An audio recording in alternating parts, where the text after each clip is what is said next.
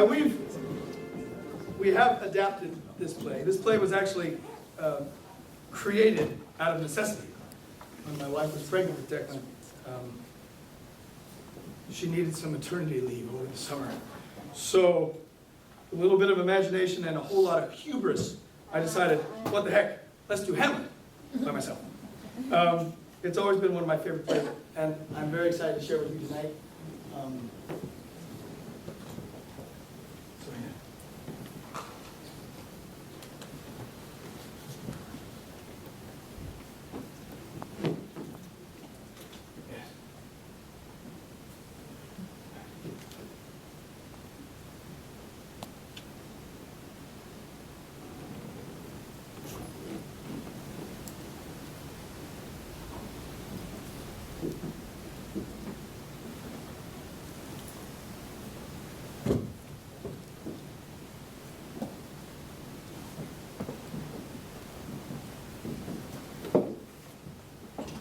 Friends to this ground, and liegemen to the day draw near.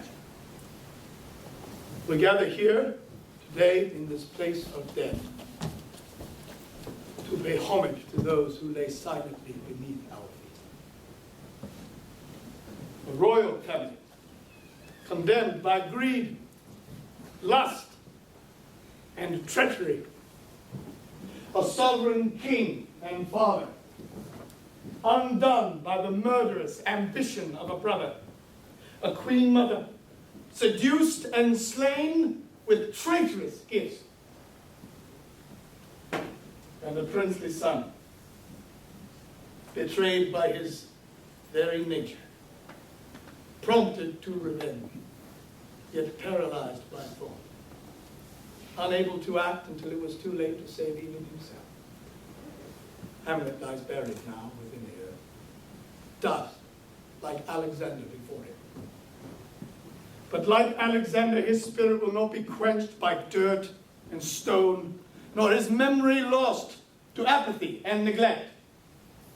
22 years have passed since Denmark's son was sacrificed at the hands of fate.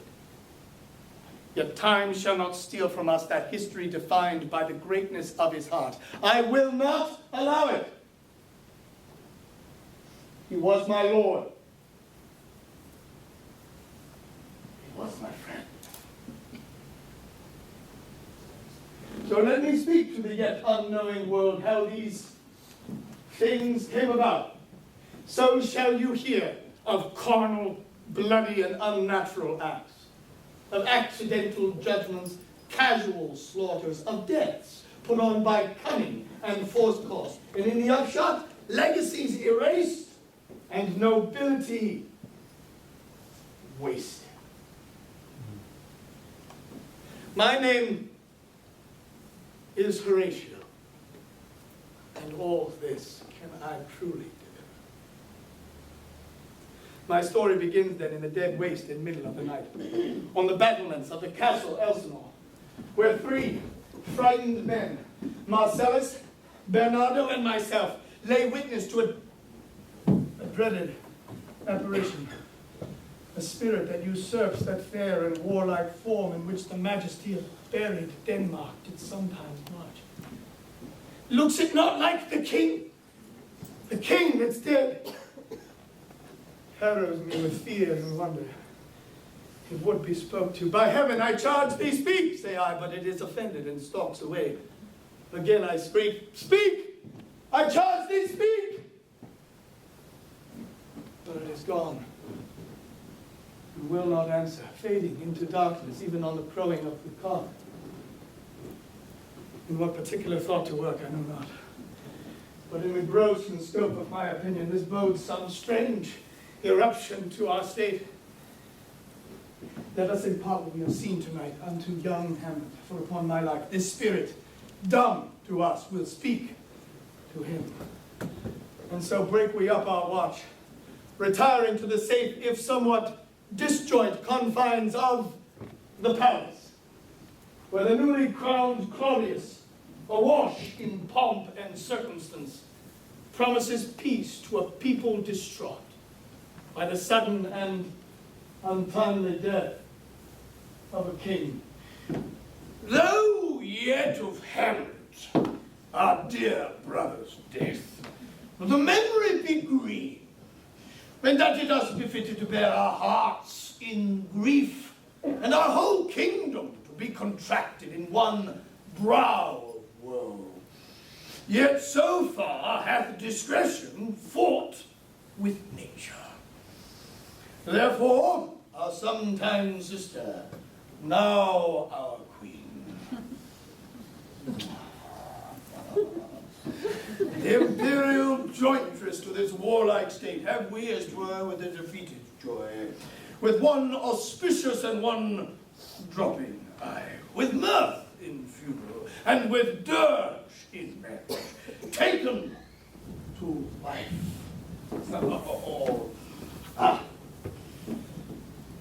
And for all our thanks, the people cheer, all save one. He stands alone, a mourning figure dressed all in black, a shadow of grief amidst a bright new day. But now my cousin Hamlet, and my son, a little more than kin, and less than kind. How is it that the clouds still hang on you? Not so, my lord. I am too much in the sun.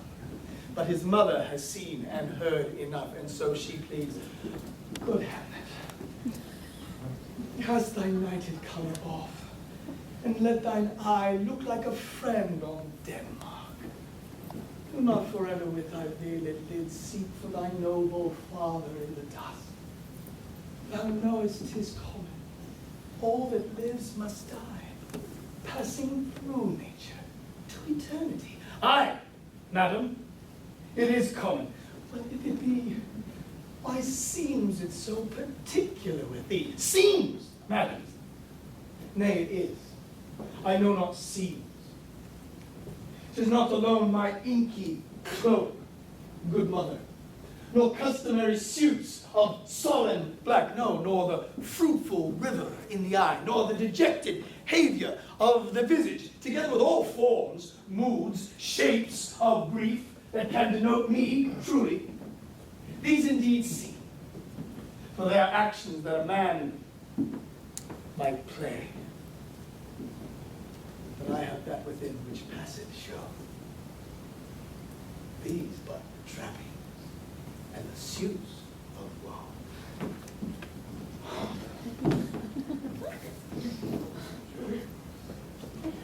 'Tis sweet and commendable in your nature, Hamlet, to give these mourning duties to your father.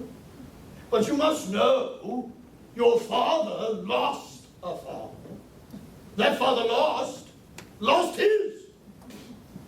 And the survivor bound in filial obligation for some term to do obsequious sorrow, but to persever in obstinate condolement is a course of impious stubbornness.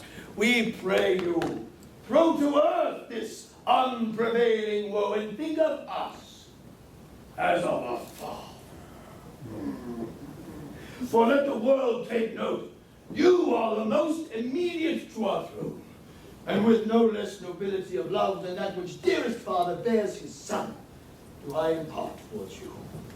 For your intent in going back to school in Wittenberg, it is most retrograde to our desire. And we beseech you, bend you to remain here in the cheer and comfort of our chiefest courtier, cousin, and our son.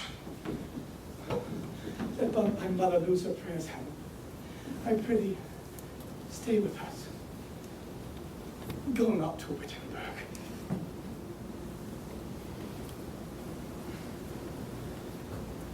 I shall in all my best obey you, madam. Why, 'tis a loving and a fair reply. Come, Gertrude, this gentle and unforced accord of Hamlet's sits smiling to my heart, in grace whereof no jocund health that Denmark drinks today, but the great cannons to the clouds shall tell.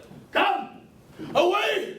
And the chamber clears to shouts of adulation as young Hamlet is left alone to grieve before the portrait of a dead and forgotten king,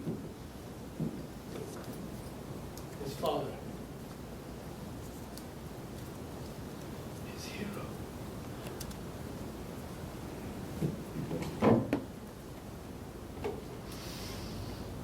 Oh, that this too solid flesh wouldn't melt, fall, and resolve itself into dew. Or that the everlasting had not fixed his cannon against itself slaughter. Oh, God. God! How weary, stale, flat, and unprofitable seem to me all the uses of this world. Fie on it! Oh, fie! 'Tis an unweeded garden that grows to seed. Things rank and gross in nature possess it merely that it should come to this. But 2 months dead. Nay, not so much, not 2. So excellent a king that was to this Hyperion, to a satyr, so loving to my mother that he might not beteem the winds of heaven visit her face too rough. Heaven and earth must I remember, why she would hang on him as if increase of appetite had grown by what it fed on, and yet within a month. Let me not think of it. Frailty, thy name is woman!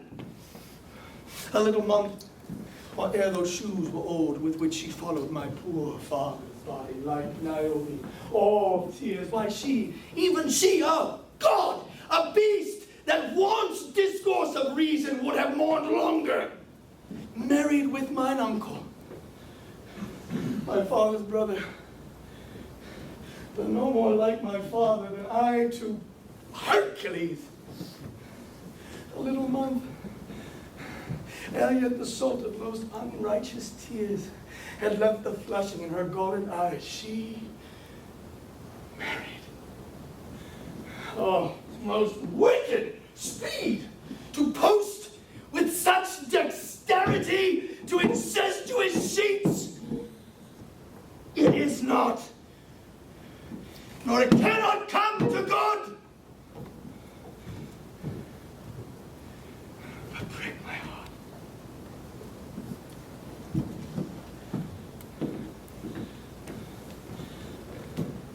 For I must hold my tongue. And as he seeks to retreat into the quiet and contemplatory confines of his own mind, friends arrive in haste. My good Lord Hamlet! Horatio! Or I do forget myself. What made you for Wittenberg, Horatio? Marcellus! I'm very glad to see you. Good evening, sir. What is your affair in Elsinore? We'll teach you to drink deep ere you depart, my lord. I came to see your father's funeral. I prithee do not mock of me, fellow student. I think it was to see my mother's wedding. Indeed, my lord. Followed hard upon thrift. Oh, thrift, Horatio. The funeral baked meats did coldly furnish forth a marriage table. Would I had met my dearest foe in heaven, whatever I had seen that day, Horatio. My father.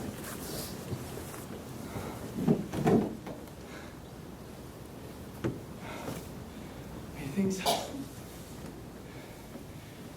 I see my father. Where, my lord? My mind's eye, Horatio. I saw him once. He was a goodly king. He was a man. Take him for all in all. look upon his like again. My lord, I think I saw him yesternight. Saw? Who? My lord, the king, your father. The king! My father.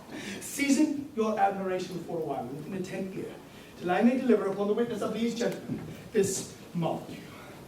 2 nights together, and these gentlemen, Marcellus and Bernardo, on their watch, been thus encountered. A figure like your father appears before them, and with solemn march goes slow and stately by them. This to me in dreadful secrecy in part they did, and I with them the 3rd night kept the watch, whereas they had delivered, both in time, form of the thing, each word made true and good. The apparition comes. I knew your father. These hands are not more like... This is very strange. I would I had been there. It would have much amazed you. Very like? Very like? I will watch tonight. Perchance 'twill walk again. If it assume my noble father's person, I'll speak to it, though hell itself should gape and bid me hold my peace. I pray you all, come, if you have hitherto concealed this sight, that it be tenable in your silence still. Give it an understanding, but no tongue. I will requite your loves. Betwixt the hours of 12 and 1 on the platform, I'll visit you. Oh God.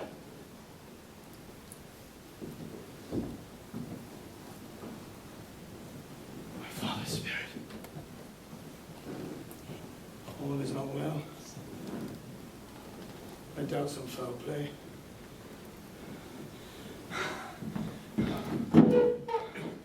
Oh, would the night would come. Till then, sit still, my soul. Foul deeds will rise, though all the earth overwhelm them to men's eyes. And now we wait upon the platform. The hour new struck 1, as a nipping and an eager air bites shrewdly about our ears. What time now? Has it struck? Aye, my lord, new struck 1. It's very cold. Look, my lord. My lord, it comes. Angels and ministers of grace defend us. Be thou a spirit of health, or goblin damned, bring with the airs from heaven, or blasts from hell. Thou comest in such a questionable shape, and I will speak to thee. I'll call thee Hamlet, king, father, royal Dane. Oh! Answer me! It beckons you to go away with it, my lord, but do not go. Why? What should be the fear? I do not set my life at a pin's fee, and for my soul, what can it do to that being a thing immortal as itself? Go on, I'll follow thee. Unhand me, gentlemen. My fate cries out. By heaven! By heaven, I'll make a ghost of him that lets me. I say away! Go on. Go on. I'll follow thee. He waxes desperate with imagination as he disappears into darkness. We follow, for 'tis not fit us to obey him. Something is rotten in the state of Denmark.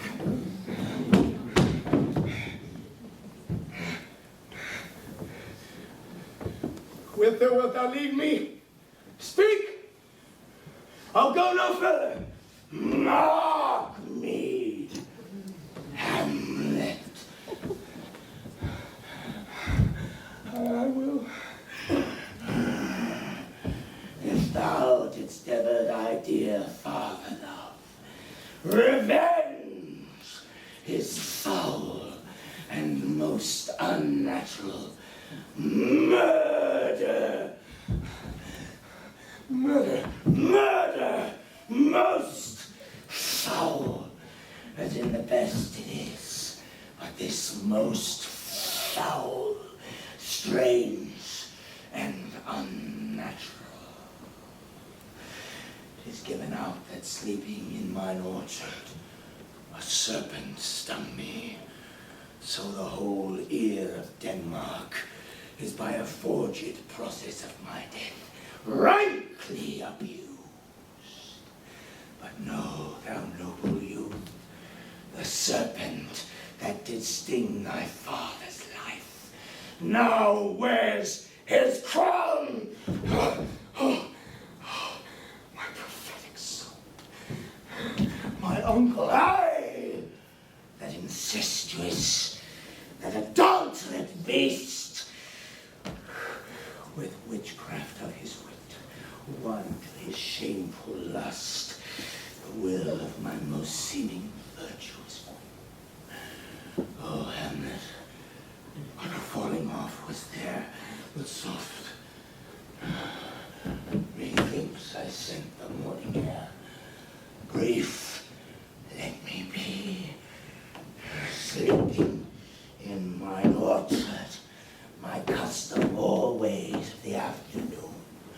Upon my secure hour, thy uncle stole with juice of cursed Lebanon in a vial, and in the porches of my ears did pour the leprous distilment, whose effect holds such an enmity with blood of man, that swift as quicksilver it courses through the natural gates and alleys of the body, and with a sudden vigor deposit and curd like ether droppings into milk, the thin and wholesome blood.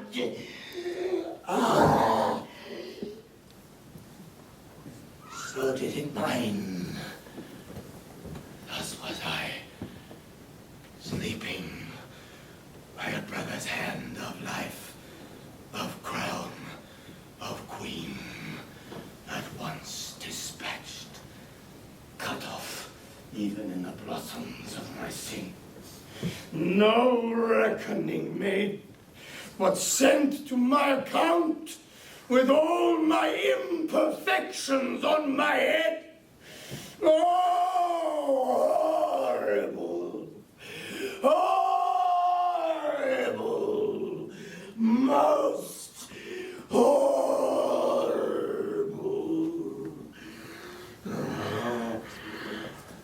Hamlet, if thou hast nature in thee, bear it not. Let not the royal bed of Denmark be a couch for luxury and damned incest. But howsoever thou pursuest this act, take not thy mind, nor let thy soul contrive against thy mother. Leave her to heaven, and to those thorns that in her bosom lodge to prick and sting her. Fare thee well at once. The glowworm shows the matin to be near. Adieu, adieu, Hamlet. Remember me. Remember thee, I, thou poor ghost, while memory holds a seat in this distracted globe. Remember thee, yea, from the table of my memory I'll wipe away all trivial fond records, and thy commandment all alone shall live within the book and volume of my brain, unmixed with base matter. Yes, yes, by it.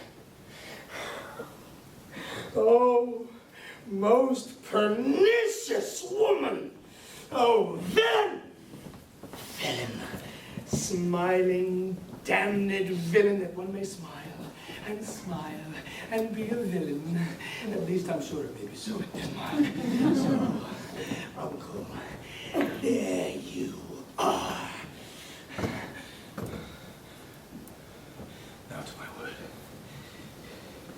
It is adieu. Adieu. Remember me. I have sworn. My lord! Lord Hamlet! We find him at last, kneeling in reverence to absent nothingness.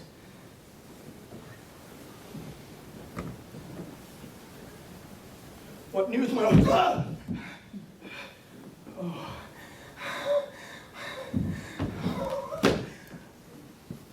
Wonderful.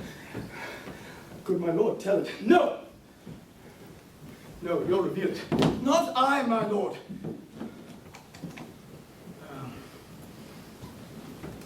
There's now a villain dwelling in old Denmark. But he's an errant knave.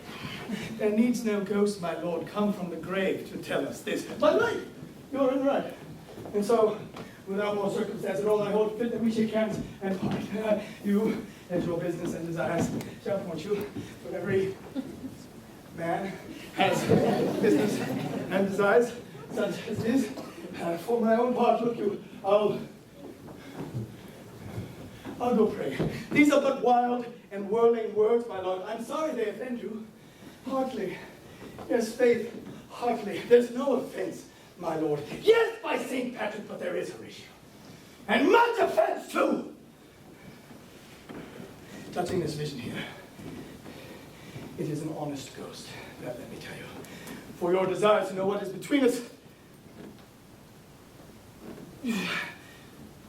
or master it as you may. And now, good friends, as your friends, scholars and soldiers, give me one poor request. Never make known what you have seen tonight. My lord, we will not, nay, but swear it upon my sword. We have sworn, my lord, already. Indeed, upon my sword, swear! Come, you hear this fellow, accelerate, consent to swear. Propose the oath, my lord, never to speak of this that you have seen. Swear by my sword. Swear! Oh, day and night, my lord. But this is wondrous, strange, and therefore as a stranger give it welcome. There are more things in heaven and earth, Horatio, than are dreamt of in your philosophy. But come, here, as before. Never, so help you mercy, how strange or odd soever I bear myself, as I perchance hereafter shall think me to put an antic disposition on, that you, at such time seen, never shall with arms encumbered thus, or this handshake, or by pronouncing of some doubtless phrases, well, we know, or we could, or if we would, or such ambiguous giving out to note that you know aught of me, this not to do, swear by my sword, swear! We swear. We thank God. Rest. Good tired spirit.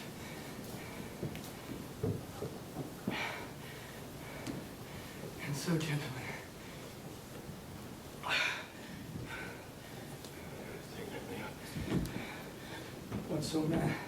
what so poor a man as Hamlet is, they do to express his love, and friending to you, God willing, shall not lack. Come, let's go in together. And still, your fingers on your lips, I pray. Time is out of joint. Oh, cursed spite, that ever I was born to set it right. Hey, come. Let's go together.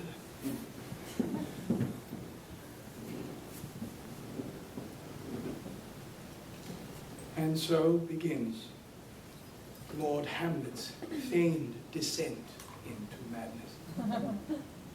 A troubling transformation for commoner and king.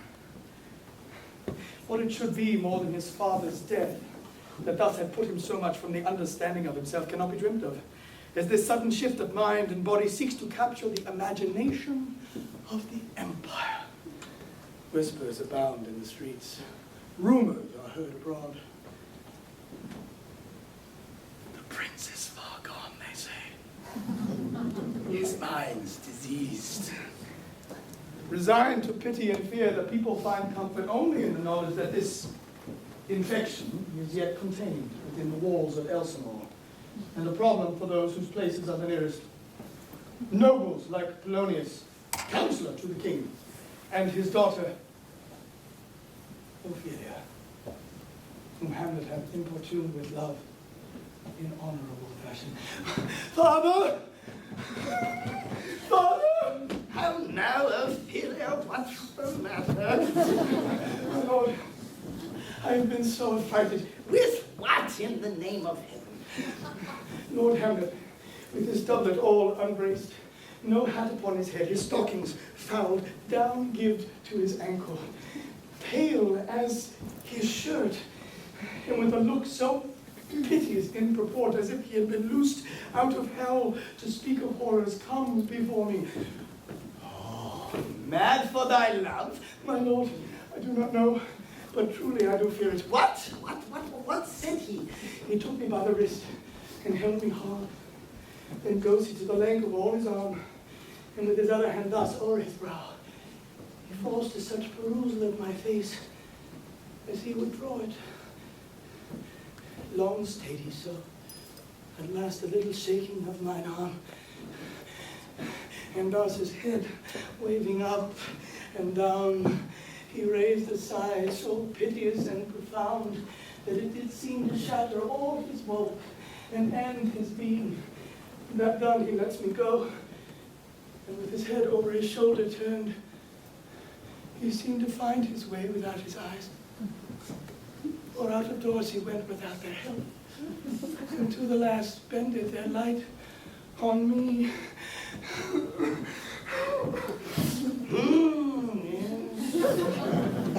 Yes. This is the very ecstasy of love.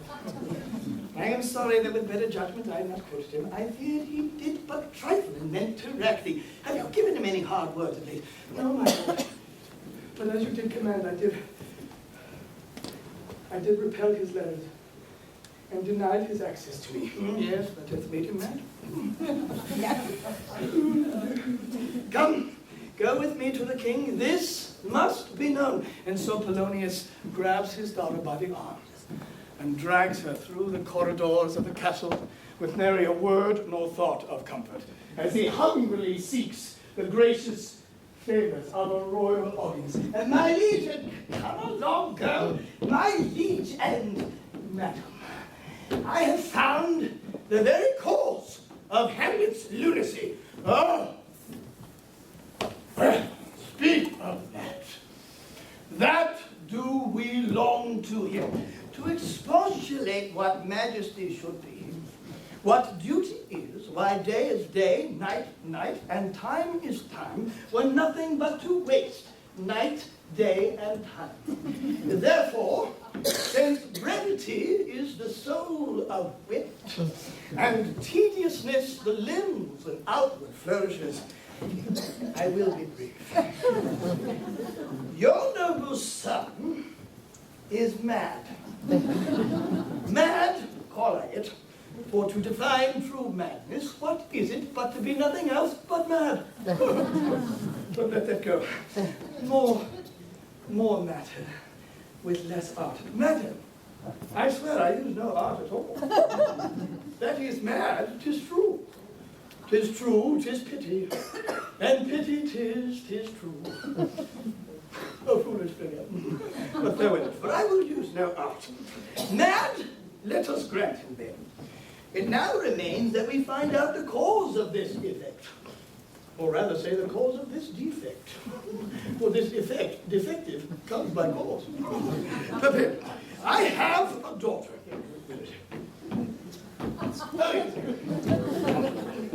I have a daughter, well, she's mine, who, in her duty and obedience, Mark, have given me this. Now gather and surmise.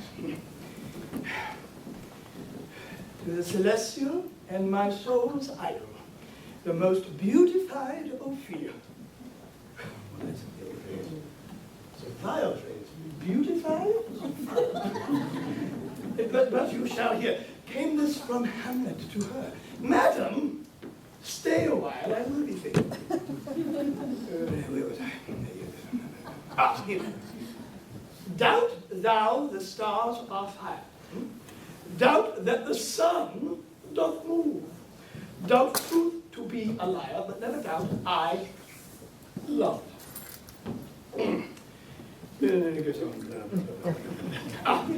Thine evermore, most dear lady, while this machine is to him, Hamlet. And how has she received his love? What do you think of me as of a man faithful and honorable? I would fain prove so. But what might you think when I had seen this hot love on the wing? What might you, all my dear Majesty, your Queen here, think if I had looked upon this love with idle sight? What might you think? No, I went round to work, and my young mistress thus I did bespeak. The Lord Hamlet is a prince out of thy stars. This must not be. And then I precepts gave her that she should lock herself from his resort, admit no messengers, receive no tokens, which done, she took the fruits of my advice. And he reposed, a short tale to make, then into a sadness, then into a watch, thence to a weakness, thence to a lightness, and by this declension into the madness, wherein now he raves, and all we mourn. Do you think 'tis this? Has there been such a time, I would fain know that I have positively said 'tis so, when it proved otherwise?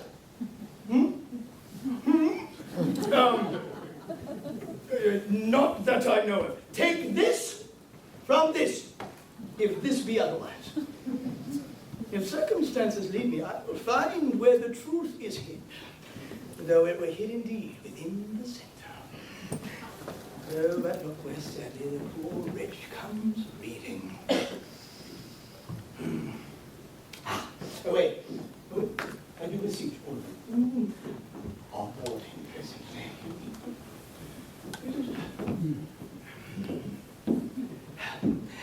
How does it... Yeah. How does my good Lord Hamlet... Well... God have mercy.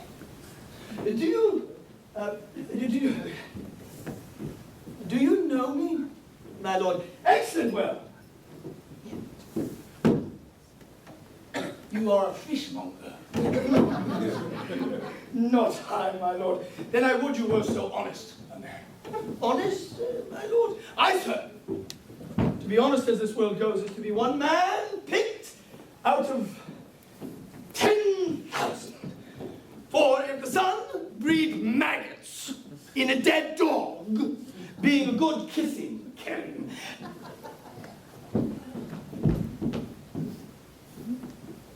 Have you a daughter? I have, my lord. Let her not walk in the sun. Conception is a blessing. But as your daughter may conceive, then look to it. Say you about that? Still harping on my daughter. Yet he knew me not at first. He said I was a fishmonger. Oh, he is far gone. I'll speak to him again. What do you read, my lord?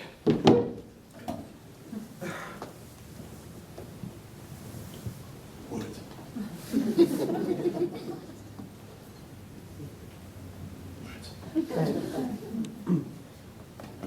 Words! What is the matter, my lord? Between who? I mean, the matter you read, my lord. Slander, sir. For the satirical rogue says here that old men have gray beards.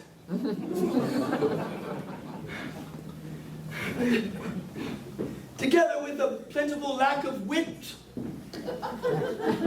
and weak hands.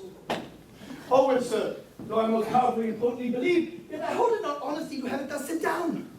For you yourself, sir, should be as old as I am, if like a crab, who could go backward. Though this be madness, yet there's method in it. Will you walk out of the air, my lord, into my grave? Indeed, that is out of the air. How pregnant sometimes his replies are. I'll leave him, and presently contrive a means of meeting between him and my daughter. Now, my honored lord, I will most humbly take my leave. You cannot, sir, take from me anything that I will more willingly part withal. Except my life. Except my life!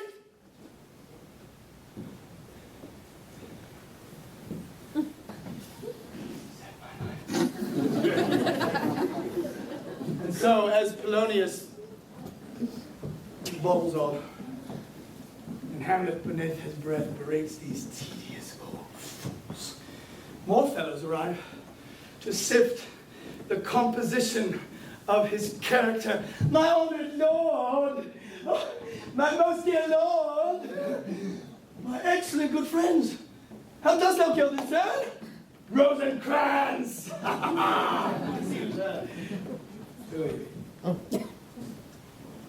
Rosencrantz and Guildenstern, right?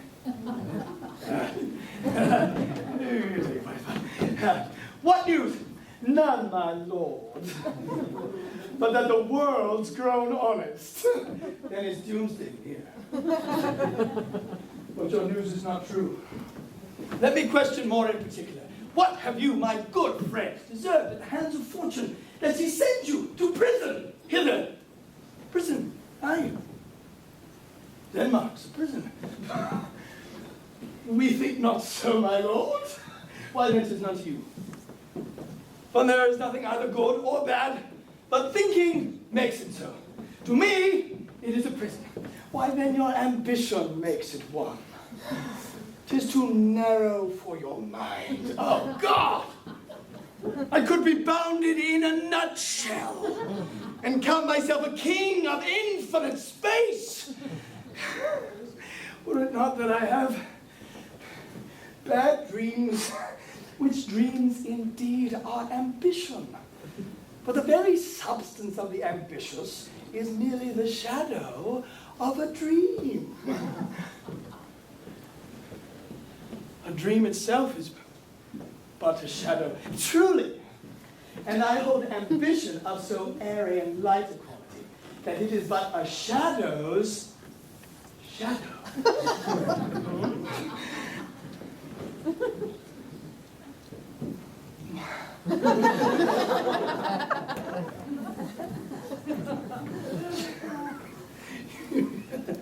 Shall we to the court?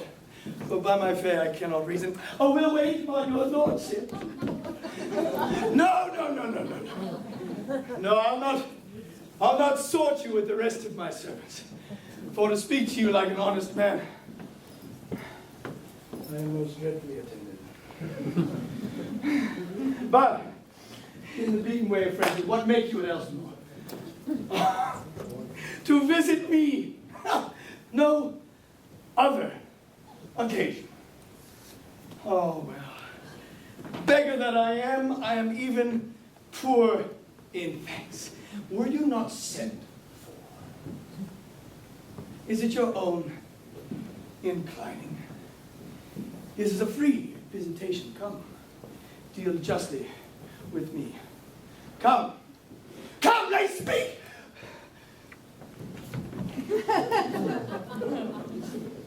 What shall we say, my lord? Why, anything but to the purpose. You were sent for. There's a kind of confession in your looks which your modesties have not craft enough to color. I know the good king and queen have sent for you. Oh, to what end? Nay, I know not. That you must teach me. But let me conjure you by the rights of our fellowship, be even and direct with me. Whether you were sent for or no, my lord.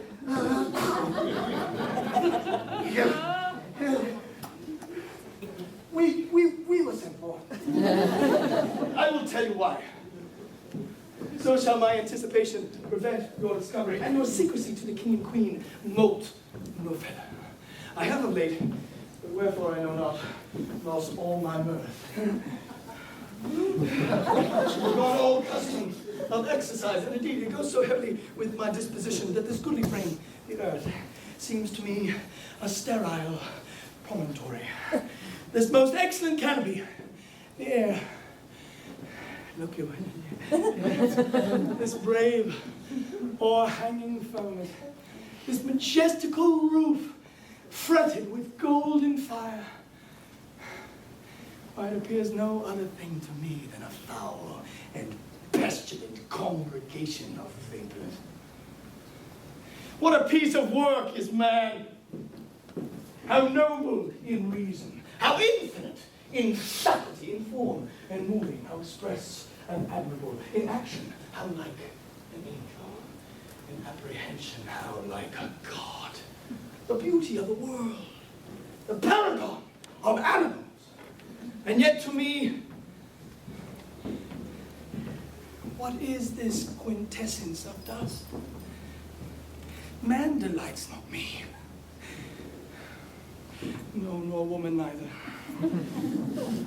Though by your smiling you seem to say so. Oh, no such stuff in your thoughts. Why did you laugh then, when I said man delights not me? To think, my lord, if you delight not in man, what Lenten entertainment the players shall receive from you. We courted them on the way, and hither are they coming to offer you service. The players. The tragedians of the city. He that plays the king shall be welcome. But sirs, my uncle, father, and aunt, mother are deceived. I am but mad north-northwest. When the wind is southerly, I know a hawk. My hands are hot.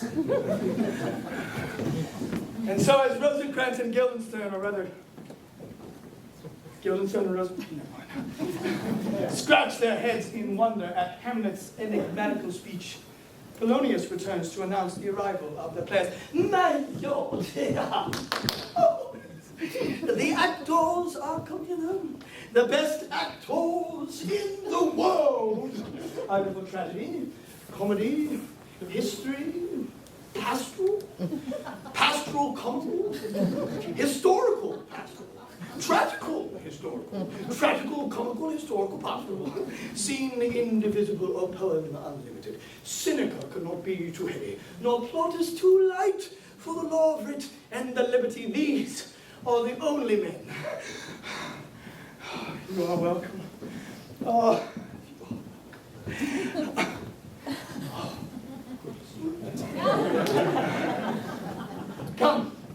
Come. Let's have a speech. A passionate speech. Give us a taste of your metal. I heard thee speak me a speech once. 'Twas Aeneas' tale to Dido. And thereabout of it especially where he speaks of Priam's slaughter. If it begin in your, live in your memory, begin at this line. Let me see.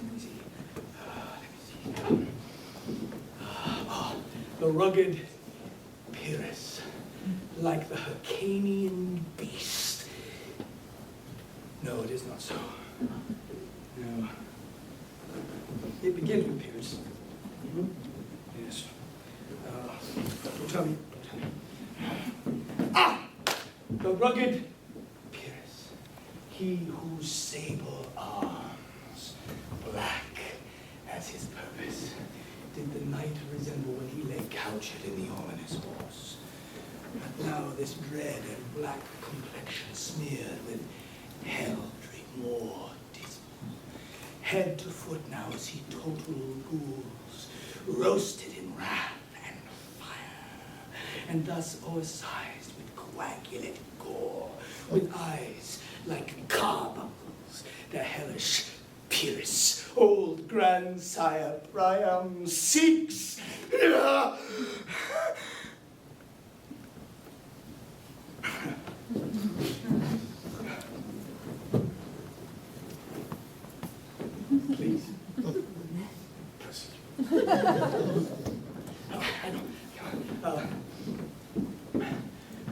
come to Hecuba.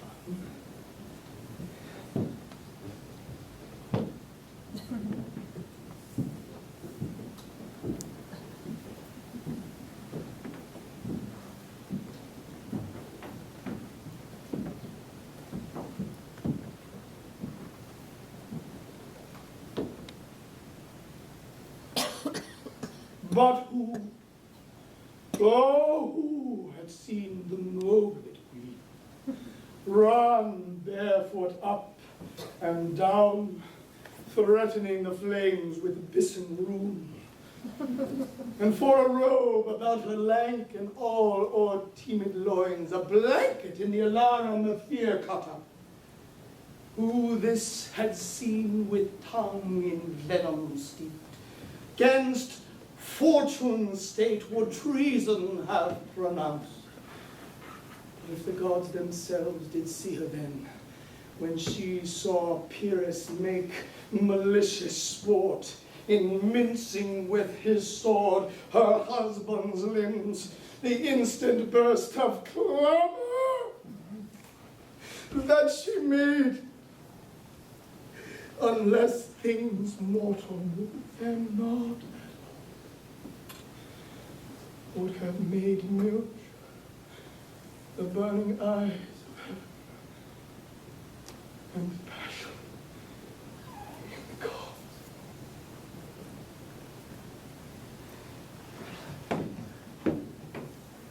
Look where he has not changed his color and has tears in his eyes. So, No more, no more.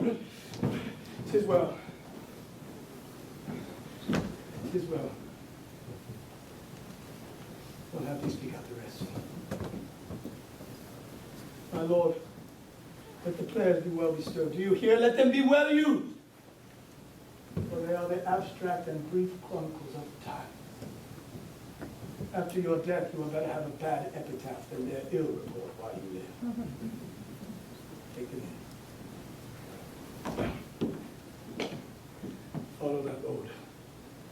And look you, mark him now. We'll hear a play tomorrow. I so God be with you. You are welcome to Elsinore.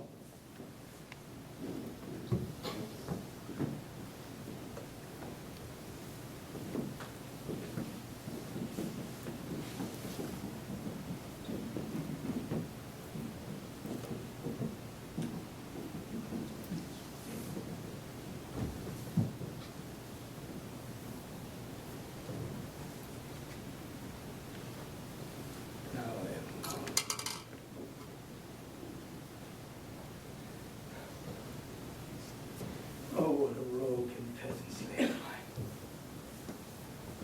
Is it not monstrous that this player here, but in a fiction, in a dream of passion, could force his soul so to his own conceit that from her working all his visage wan, tears in his eyes, distraction in his aspect, a broken voice, and his whole function suiting with forms to his conceit, and all for nothing. For Hecuba. What's Hecuba to him, or he to Hecuba, that he should weep for her? What would he do had he the motive and the cue for passion that I have? He would drown the stage with tears and cleave the general ear with horrid speech, make mad the guilty and appall the free, confound the ignorant and amaze indeed the very faculties of eyes and ears. Yet I, a dull and muddy meddled rascal, peak like John of dreams, unpregnant of my cause, and can say nothing. No, not for a king, upon whose property and most dear life a damned defeat was made. Am I a coward? Who calls me thus? Breaks my painted cross, tweaks me by the nose, gives me the lie in the throat as deep as to the lungs. Who does me this? Ah! Ah!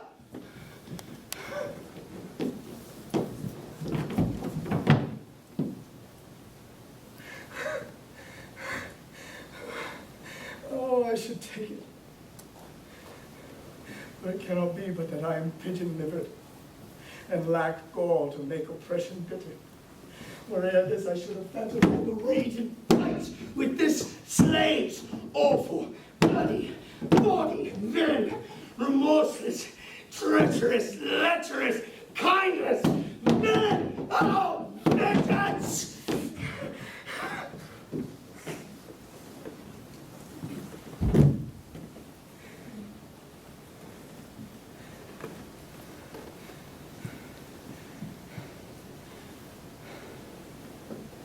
Oh, what an ass am I? Aye, sure. This is most brave, that I, the son of a dear father murdered, prompted to revenge by heaven and hell, must like a whore unpack my heart with words, and fall a-cursing like a very drab, a scullion, sly upon it, foe! No! About my brain.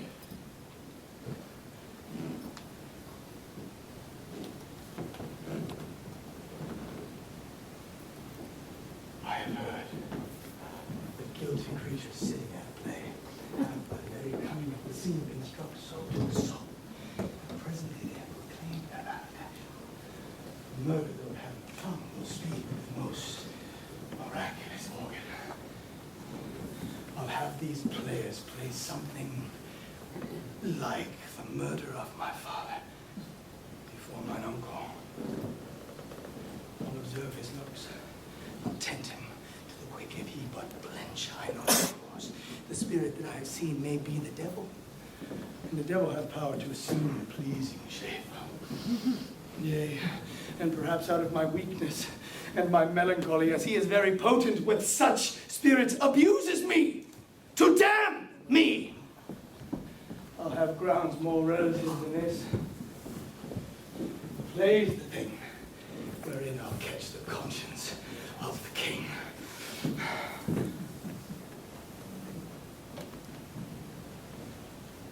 Morning's light now paints the eastern sky, and with this dawn comes hope that upon the stage Lord Hamlet might finally find that vindication he so desperately seeks.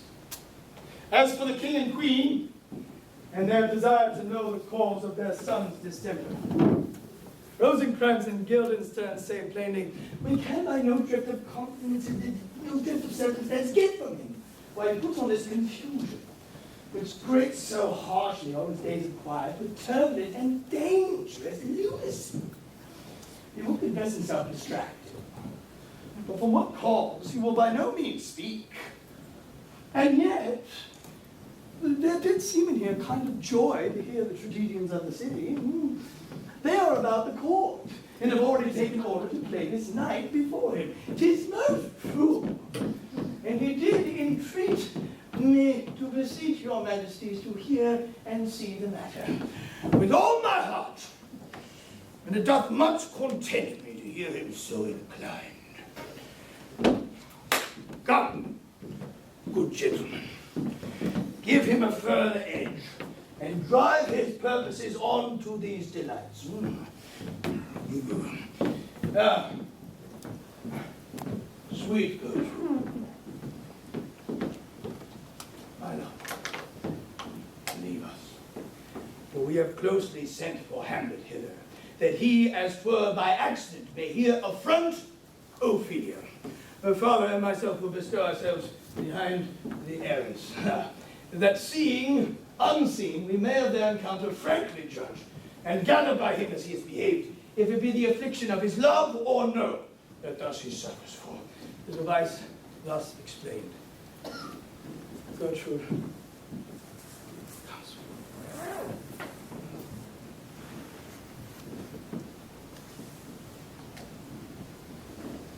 Leaves Ophelia in the care of her father and the king, who all three quickly retreat into the shadows as Hamlet enters,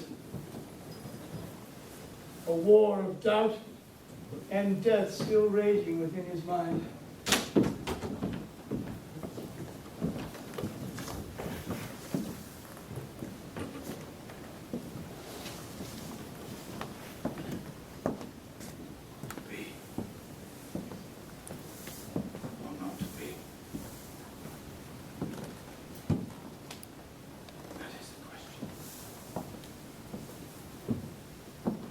nobler in the mind to suffer the slings and arrows of outrageous fortune,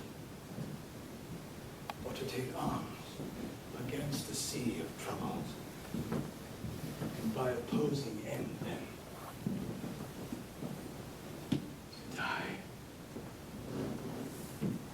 to sleep no more, and by a sleep to say we end the heartache and the thousand natural shocks that flesh has had.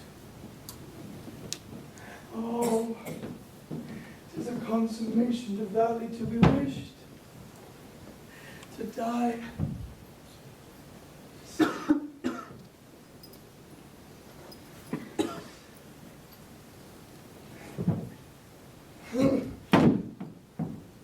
To sleep, perchance to dream. Aye, there's the rub. For in that sleep of death, what dreams may come when we have shuffled off this mortal coil must give us pause. There's the respect that makes calamity of so long life. For who would bear the whips and scorns of time, the oppressor's wrongs, the proud man's contemplated pangs of despised love, the law's delay, the insolence of office and the spurns, the patient merit of the unworthy takes, when he himself might his quietus make with the bare bodkin. Who would fathers bear to grunt and sweat under a weary life, but that the dread of something after death,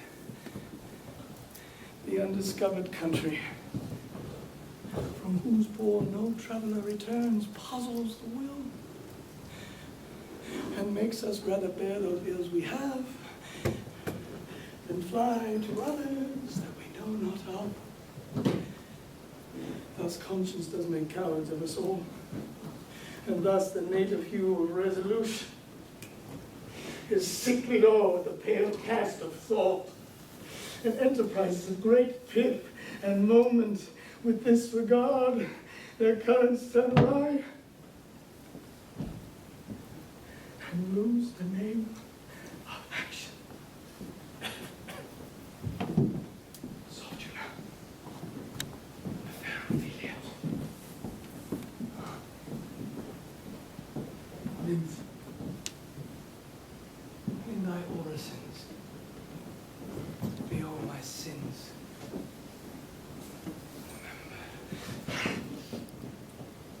My Lord, I have remembrances of yours that I have longed to redeliver. I pray you not receive them. No! I never gave you aught. My honored Lord, you know right well you did. And with them words of so sweet breath composed has made the things more rich.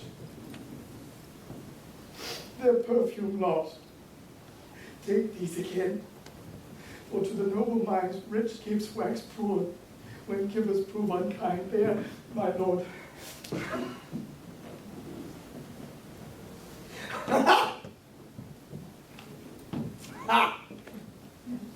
Are you honest? Are you fair? What means your lordship that if you be honest and fair, your honesty should admit no discourse to your beauty? Could beauty, my lord, have better commerce than with honesty? Aye, truly. For the power of beauty will sooner transform honesty from what it is to a bawd, than the force of honesty can translate beauty into his likeness. This was sometime a paradox, but now the time gives it proof. I did love you once. Indeed, my lord. You made me believe so. You should not have believed me. For virtue cannot so inoculate our old stock, but we shall relish of it. I loved you not. I was the more deceived. Get thee to a nunnery. Why wouldst thou be a breeder of sinners? I am myself indifferent, honest, but yet I could accuse me of such things that were better my mother had not borne me. I am very proud, revengeful, ambitious, with more offenses at my beck than I have thoughts to put them in, imagination to give them shape, or time to act them in. What should such fellows as I do, crawling between heaven and earth? We are arrant knaves. All. They need none of us. Especially him. Go thy ways to a nunnery.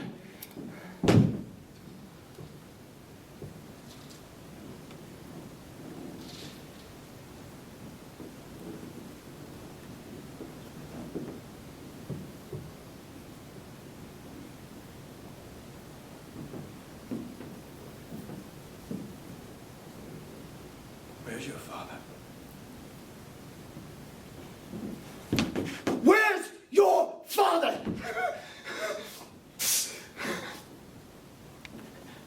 At home, my lord.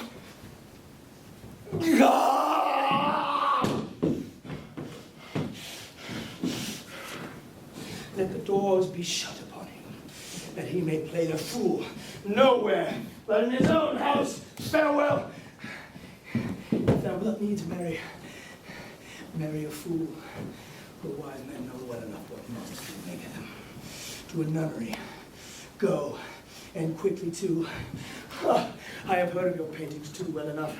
God hath given you one face, and you make yourselves another. You jig, you amble, and you live, and you nickname God's creatures, and make your wantonness your ignorance go to.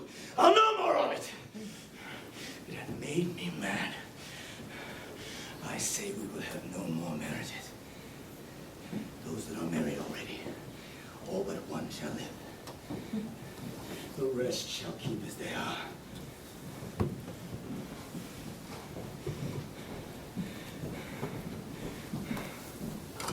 To a nunnery. Go.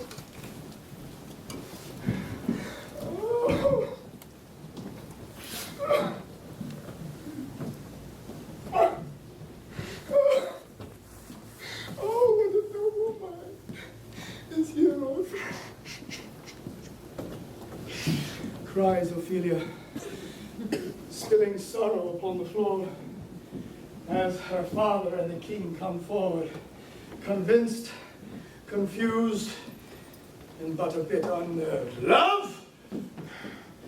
His affections do not that way tend.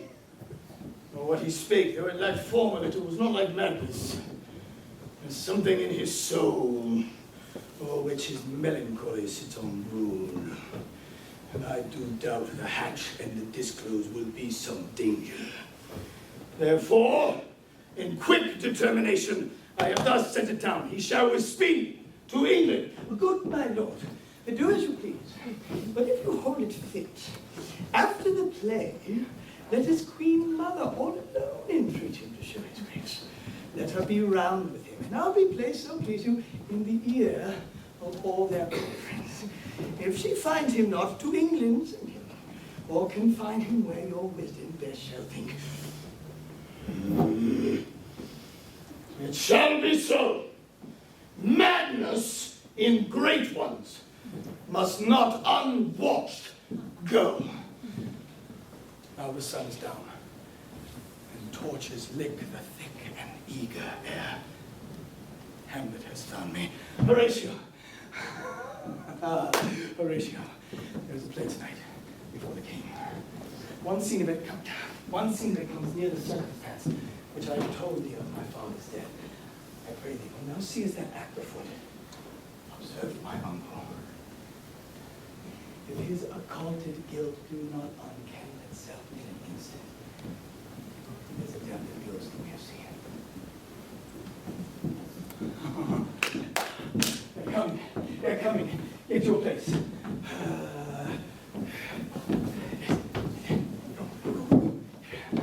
And so as Hamlet flits with anticipation amongst the crowd as they shuffle and mumble to find a seat, I,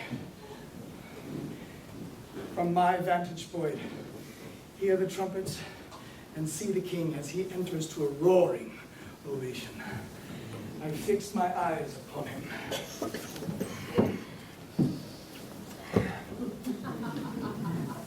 What's this play called?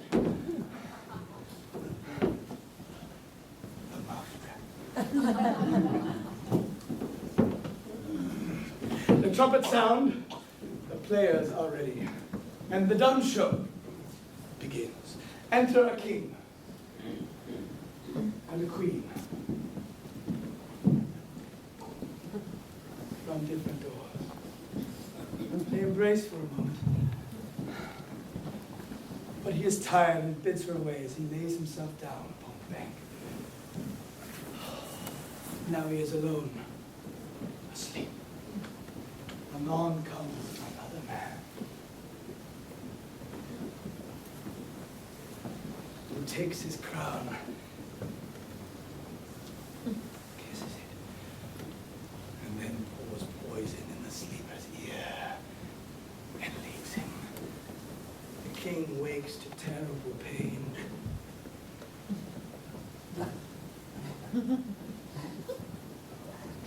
And dies. The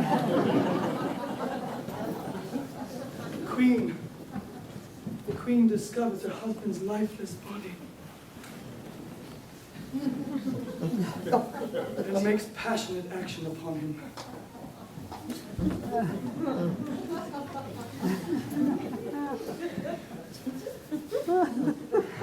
The murderer returns with 3 others to console the grieving widow as the old king is carried away. The poisoner woos the queen with gifts. She seems harsh a while.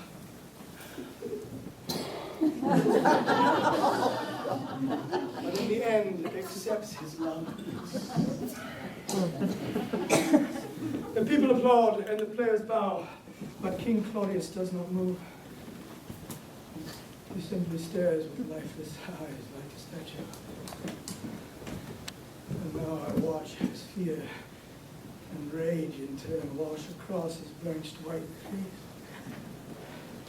He begins to tremble, shake, and seize as he brings his hands to his temples in pain and screams, "Give me some light!" as he stumbles to the crowd and disappears. The murmuring throng questions with concern, but Hamlet needs no explanation. He feels no remorse. What? Frighted with false fire? Oh, Horatio. Oh, upon the poison. My lord, I did very well, not you. Oh, Horatio, I'll take the ghost word for 1,000 pounds. Didst perceive? And in the confusion of bodies running here and there, Hamlet, giddy with excitement, calls for music. And now Rosencrantz and Guildenstern are returned. My lord, the queen, in most great affliction of spirit, hath sent us to you. You are welcome, sirs. Nay, good my lord, this courtesy is not of the right breed. If it shall please you to make us a wholesome answer, sirs, I cannot make you a wholesome answer. My wits cease. But such answer as I can make you shall command, or rather, as you say, my mother. Therefore, no more, but to the matter. My mother, you say, she desires to speak with you in her closet ere you go to bed. We shall obey. Were she 10 times our mother.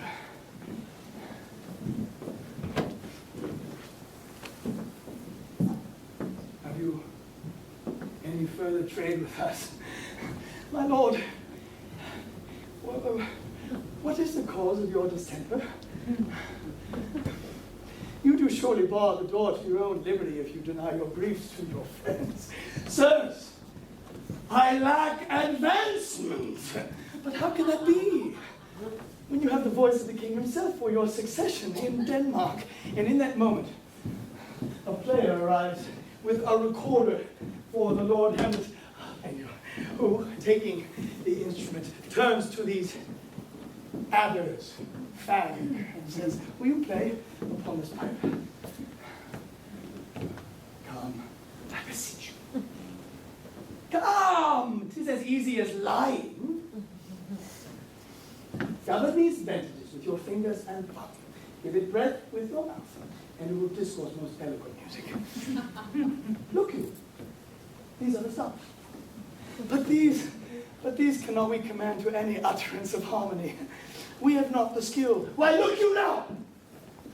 How unworthy a thing you make of me. You would play upon me.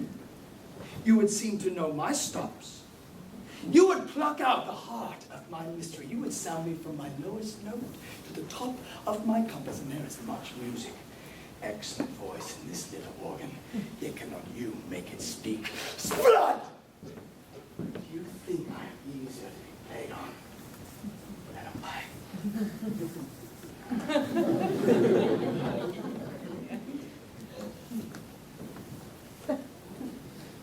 Call me what instrument you will, though you can't threaten me. You cannot play with me.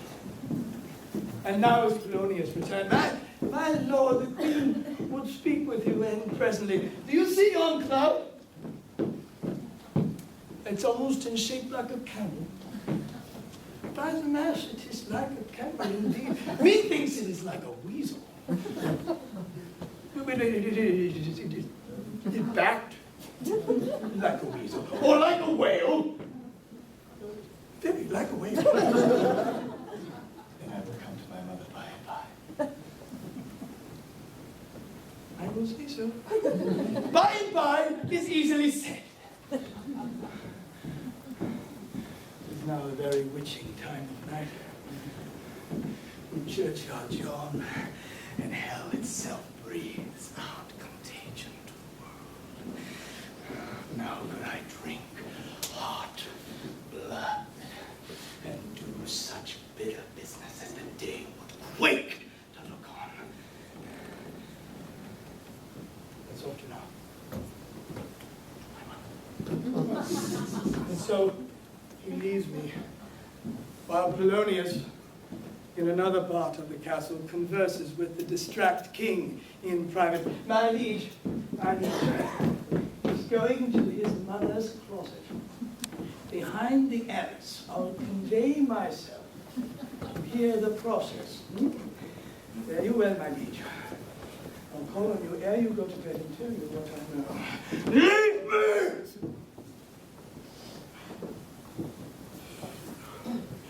Oh, my offense is right. It smells to heaven. It hath the primal elder's curse upon it. A brother's murder.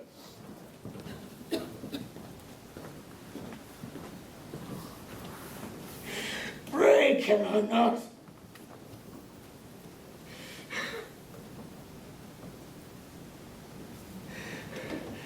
What if this cursed hand were thicker than itself with brother's blood? Is there not rain enough in the sweet heavens to wash it white as snow? But oh, what form of prayer can serve my time? Forgive me my foul murder. Oh, that cannot be, since I am still possessed of those effects for which I did the murder. My crown, mine own ambition, my queen. May one be pardoned and retain the offense?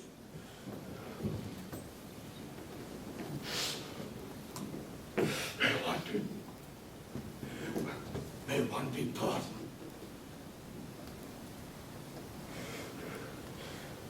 Bow, stubborn knees.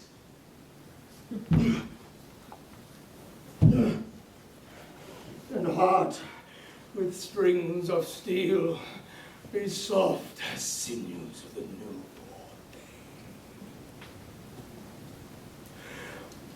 All may be well. All may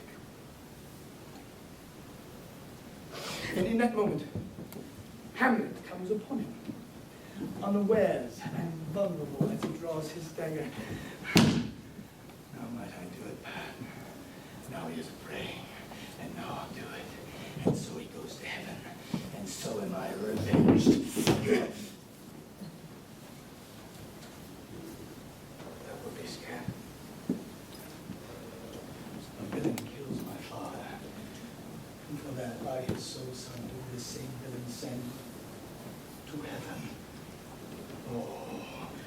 This is higher in salary, not revenge. He took my father grossly, full of bread, with all of his crimes broad blown, as flush as May. And how his audit stands, who knows, save heaven, but in our circumstance and force of thought 'tis heavy with him. And am I then revenge to take him in the purging of his soul, when he is fit and seasoned for his passage? No, no, up, sword, and know thou a more horrid hint when he is drunk, asleep, or in his rage, or in the incestuous pleasure of his bed, at gaming, swearing, or about some act that has no relish of salvation in it. Then trip him, that his heels may kick at heaven, and that his soul may be as damned and black as hell, whereto it goes.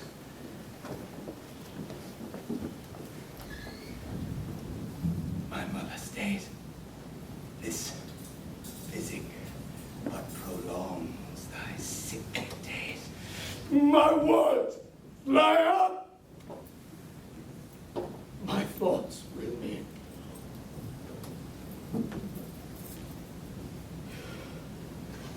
Words without thoughts never to heaven go. And now is Polonius removed yet again, this time to the Queen's chamber, where he gives counsel to her Majesty before concealing himself yet again to spy upon this meeting of mother and son. Now, mother, what's the matter? Hamlet, thou hast thy father much offended. No, mother, you have my father much offended. Come, you answer with an idle tongue. Go, you question with a wicked tongue. Why, how now, Hamlet? What's the matter now? Have you forgot me? No, by the rude, not so. You are the queen, your husband's brother's wife. And would it were not so, you are my mother. Nay, then, I'll set those to you that can speak. Oh, no, you go not till I set you up a glass where you may see the inmost part of you. What wilt thou do? Thou wilt not murder me. Help! Oh! How now? How now, rat? Dead for a ducat. Dead! Dead! Dead!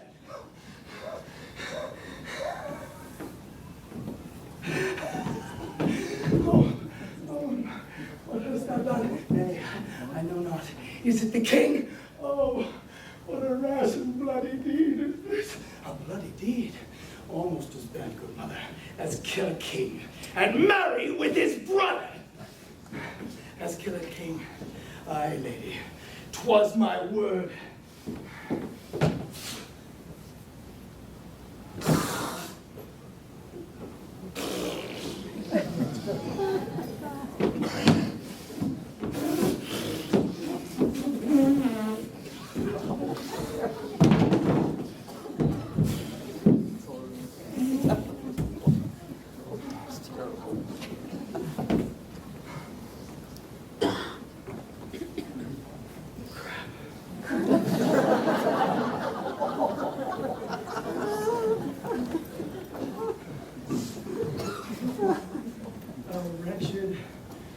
Rash, intruding fool.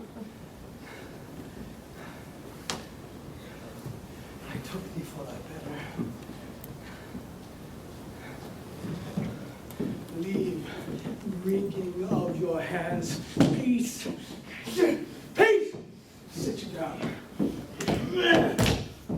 And let me wring your heart, for so I shall, if it be made of penetrable stuff. Look here, upon this picture, and on this. The counterfeit presentment of two brothers. See what grace was seated on his brow. Hyperion's curls, the front of Jove himself, an eye like Mars, to threaten and command. This was your husband. Look you now what follows. Here is your husband, like a mildewed ear, blasting his wholesome brother. Have you eyes? Could you on this fair mountain leave to feed and batten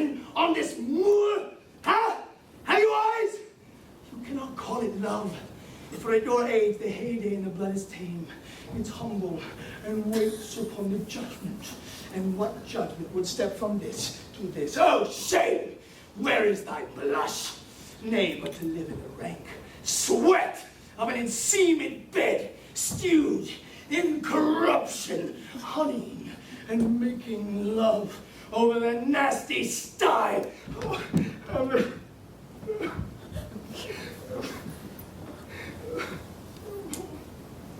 These words like daggers in my ears.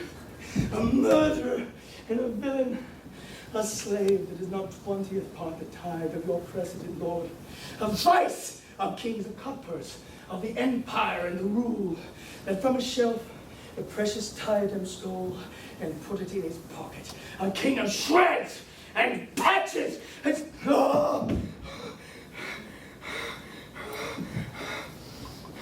How does your gracious figure? Do you not come, your tardy son, to chide?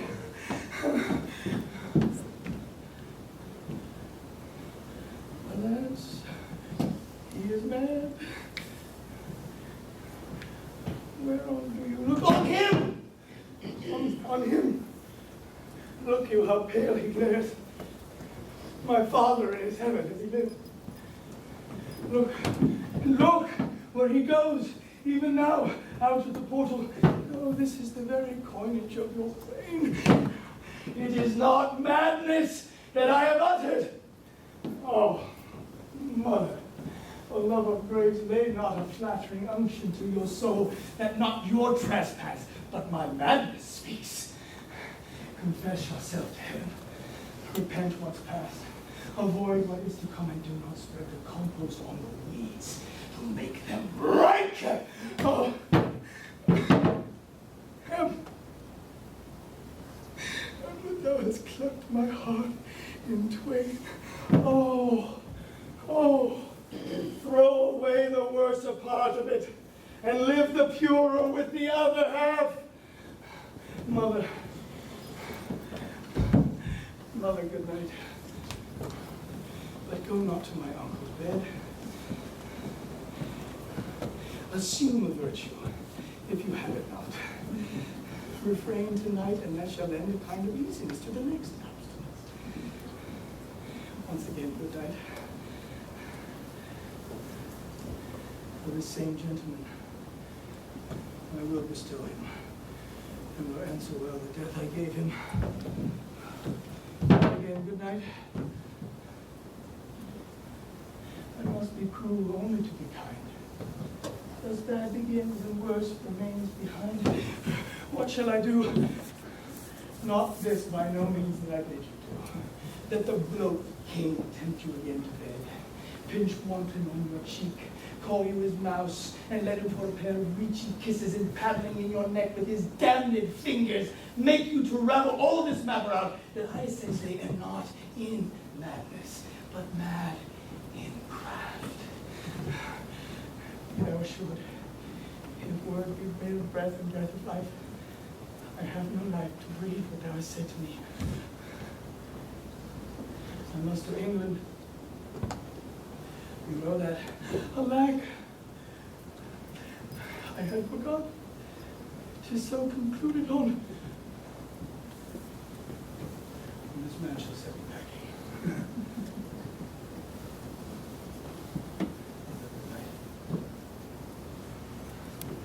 Lug the guts into the neighbor room.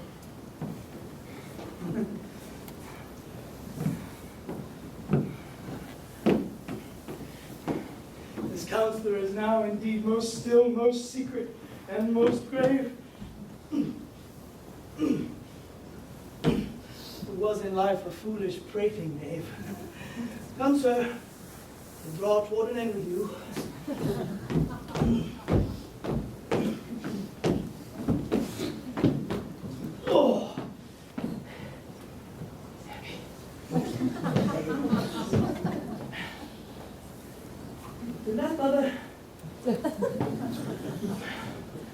And so, as Hamlet dragged the bleeding body of Polonius into the passageway,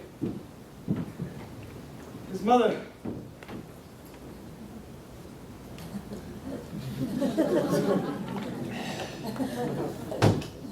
His mother, consumed with fear, doubt, and shame, struck to her very soul by her son's diseased and disjoint ramblings, flies to her husband's side to report the death of the unseen good old man. Oh, heavy deed. It had been so with us, had we been there. Your son's liberty is full of threats to all. To you, yourself, to us, to everyone. The sun no sooner shall the mountains touch, but we will ship him hence. Guildenstern, go, seek him out, and bring him before us. And so the castle walls now echo and shake with shouts of, Lord Hamlet!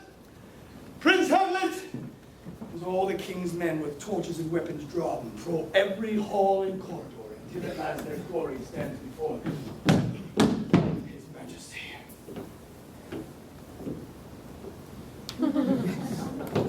Now, where's Polonius?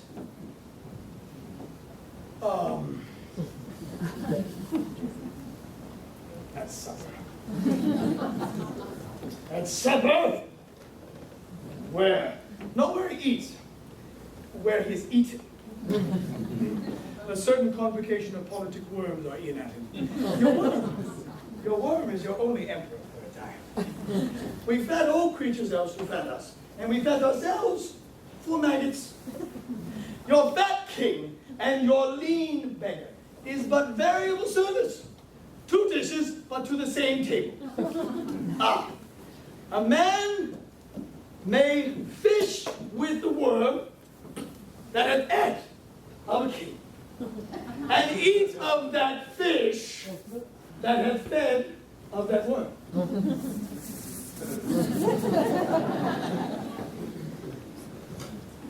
What dost thou mean by this? Nothing. But to show you how a king may go of progress through the guts of a beggar. Where is Polonius? In heaven. Send him to the sea. If your messenger find him not there, seek him in the other place yourself.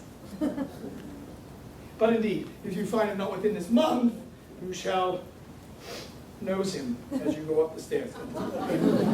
Go, seek him there. Oh, he will stay. Hamlet, This deed of thine, for thine is special seal between you tender, and most dearly grieved for that which thou hast done, must send thee hence with fiery wings. Therefore prepare thyself for England. For England? Good. So is it. If thou knewest our purposes. I see a cherub that sees them. But come, for England. Farewell, dear mother. thy loving father, Hamlet. My mother. Father and mother is man and wife. Man and wife is one flesh and soul. My mother. But come, for England. And so as Hamlet is shipped hence with speed, his friends Rosencrantz and Guildenstern bear the king's commission in letters sealed. The word of Polonius' death spreads quickly, infecting the fragile ears of his daughter, who now alone and divided from her wits, begs an audience of the king and queen. Where is the beauteous majesty of Denmark?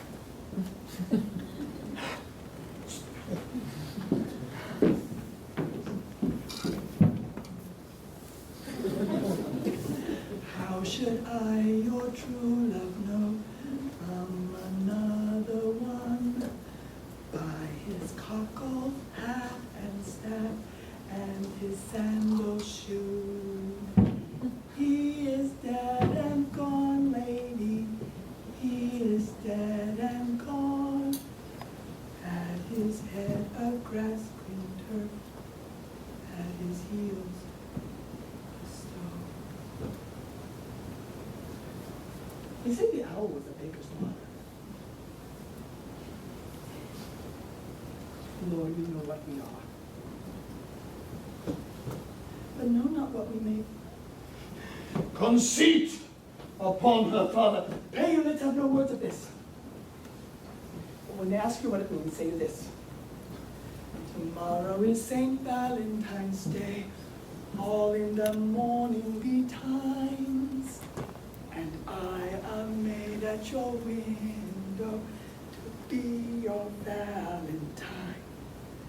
Then up he rose and donned his clothes and doffed the chamber door, as in a maid, without a maid, never departed home.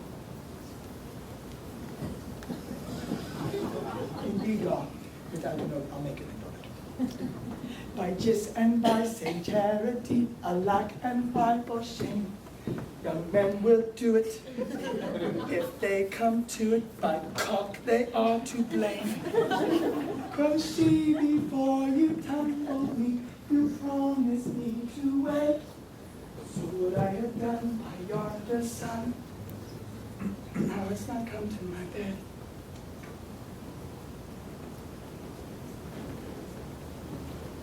You must be patient.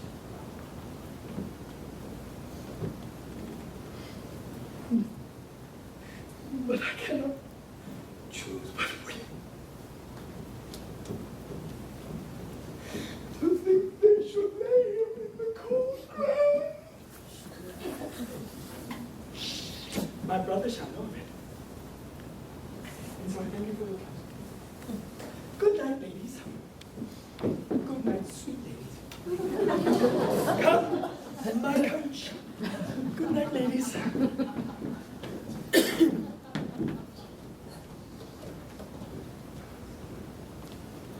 When sorrows come,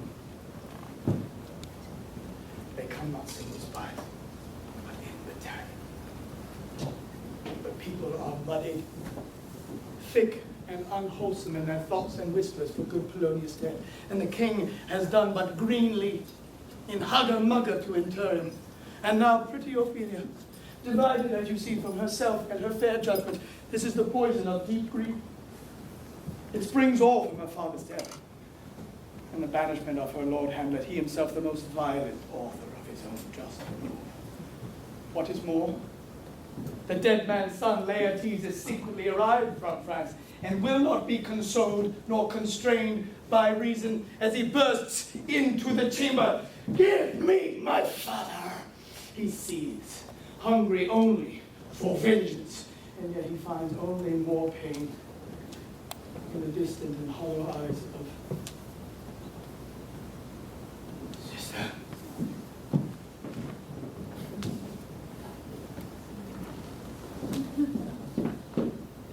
There's Rosemary. That's for remembrance. Pray, love. Remember. There's pansies. That's for folks. There's still for you. Columbines. There's rue for you. Oh, and some for me. We may call it herb bracelet Sundays. You must wear your rue with a difference. I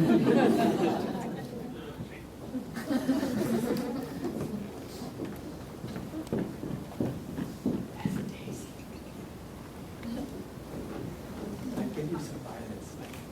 They made it all with my mouth. They say he made a good end. Only sweet often is all my joy and really not come again. Really not come again. Oh, he is dead. Go to my deathbed. He never will come again. His beard as white as snow. Flaxen was his home. He is gone. He is gone. And we cast away home. Lord have mercy on his soul. And all Christians.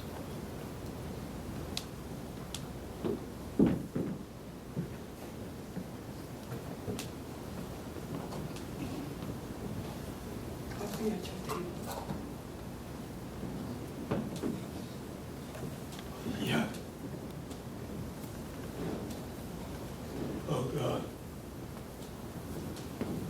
Do you see this? Is it possible a young maid's wit should be as mortal as an old man's life?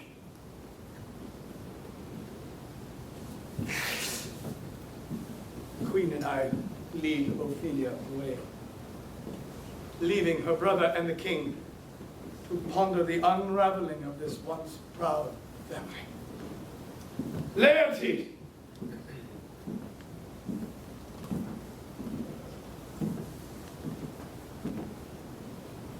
But just then, the messengers arrived with letters from Lord Hamlet.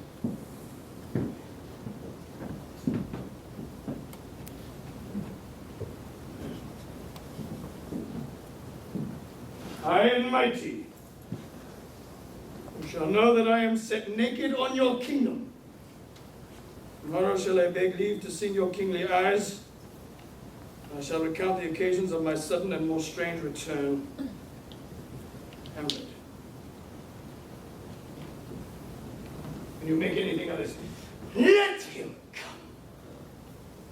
It warms the very sickness in my heart, and I shall live to tell him to his teeth, thus didst thou.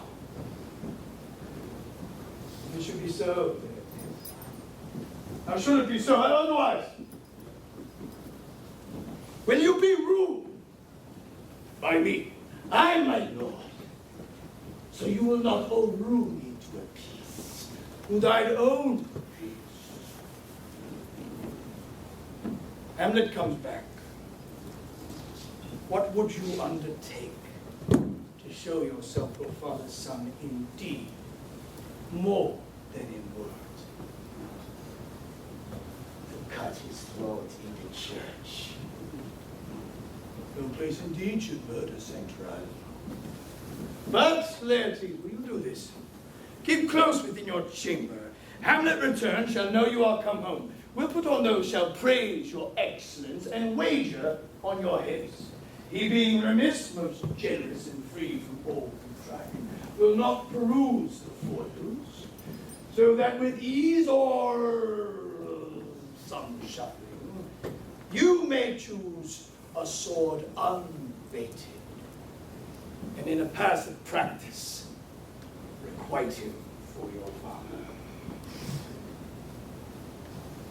I will do it. And for that purpose, I will anoint my sword.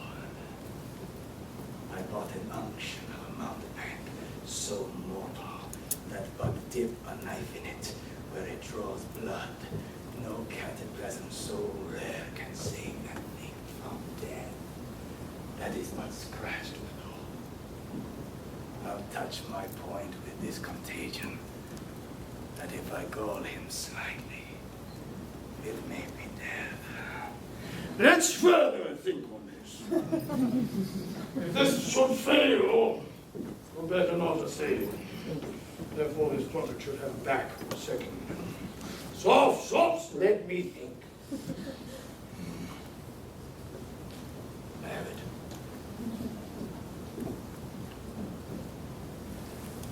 I'll have prepared a chalice for the nonce. When in your motion you are hot and dry, and that he calls for drink, I'll have prepared a chalice, wherein, if he by chance escape your venomed stuck, our purpose may hold there. That's not who comes here. And in that moment their plotting is interrupted by the queen, who collapses under the weight of her sad story. Laertes?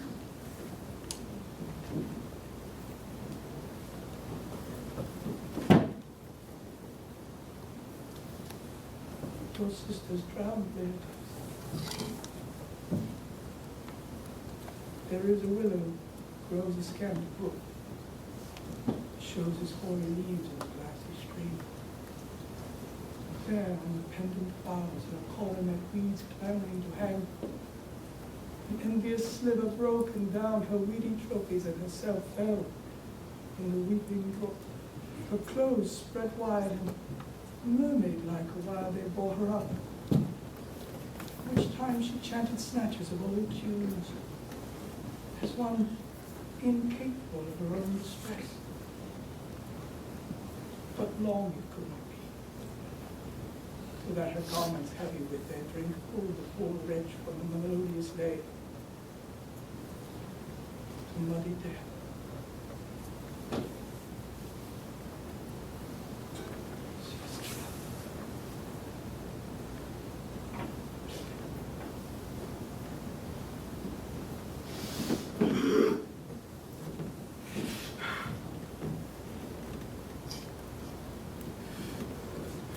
Too much of water hast thou, dear Ophelia, therefore I forbid my tears. Farewell, my liege. I have a speech of fire that fain would blaze, but that this folly doubts it. Let's follow Gertrude. How much I had to do to calm his rage, and now I fear this will give it start again. Therefore, let's follow.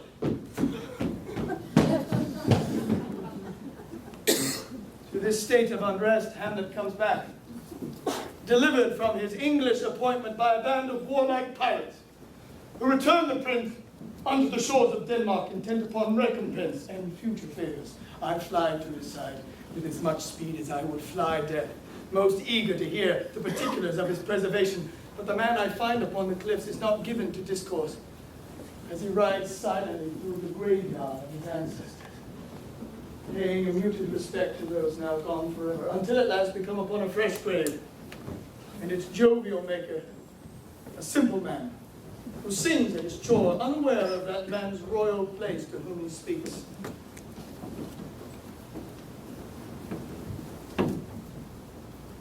Whose grave's this, sirrah? Mine, sir. I think it be thine indeed, for thou liest in it. You lie out on it, sir, therefore 'tis not yours. For my part, I do not lie in it, and yet it is mine. Thou dost lie in it, to be in it, and say it is thine. It is for the dead, not for the quick. Therefore, thou liest. 'Tis a quick lie, sir, 'twill away again from me to you. What man does thou dig it for? Oh, for no matter. For what woman then? Well, none neither. Who is to be buried in it? One that was a woman, sir. The rest or so, she's dead. How absolute the name is. How long hast thou been a grave maker? Where? Of all the days in the year, all came to it that day our last king, Hamlet, all came forth. How long is that since? Cannot you tell that? Every fool can tell that. It was the very day that young Hamlet's born. He that's mad and sent into England. Aye, Mary, why was he sent into England? Why, because he's mad. He shall recover his wits there. Or if we do not, there's no great matter there. Why's that? They'll not be seen in him there. There the men are as mad as he. How long will a man lie in the earth ere he rot? Thanks, sir. And he be not rotten before he dies. As we have many porky courses nowadays, they will scarce hold the laying in. He will last you some 8 years, 9 years. A tanner will last you 9 years. Why, he more than another. Why, sir, his hide is so tan with his trade that he will keep that water a great while. And water is a sore decayer of your horse and dead body. Now, here's the skull now. This skull has lain in the earth 23 years. Whose was it? Horse and man family, was it? Whose do you think it was? Hey, I know not. Pestilence on him for a mad rogue. They bought a flag and a Rhenish on me head once. This same skull, sir, was Yorick's skull, the king's jester. This. Let me see. Alas. Poor Yorick. I knew him, Horatio. fellow of infinite jest, most excellent fancy. He has borne me on his back 1,000 times. No matter how abhorrent in my imagination it is, my blood rises at it. There hung those lips that I have kissed I know not how. Where be your jibes now? Your gambols, your songs, your flashes of merriment, for want to set the table on a roll. Not one now to mock your own grinning. White chalk roll. Now get you to my lady's chamber and tell her let her paint an inch thick. This favor she must come. Make her laugh at that. Prithee, Horatio. Dost thou think Alexander looked at this fashion in the air? And smelled so. For what base uses we may return, Horatio. Why may not imagination trace the noble dust of Alexander till he find it stopping a bunghole? Aye, as such. Alexander died. Alexander was buried. Alexander returns to dust. The dust is earth. Of earth we make loam. And why of that loam, whereto he was converted, might they not stop a beer barrel? Imperious cedar, dead and turned to clay, might stop a hole to keep the wind away. Oh, that earth which kept the world in awe, patch a wall, expel the winter's thaw. Softly, while comes here.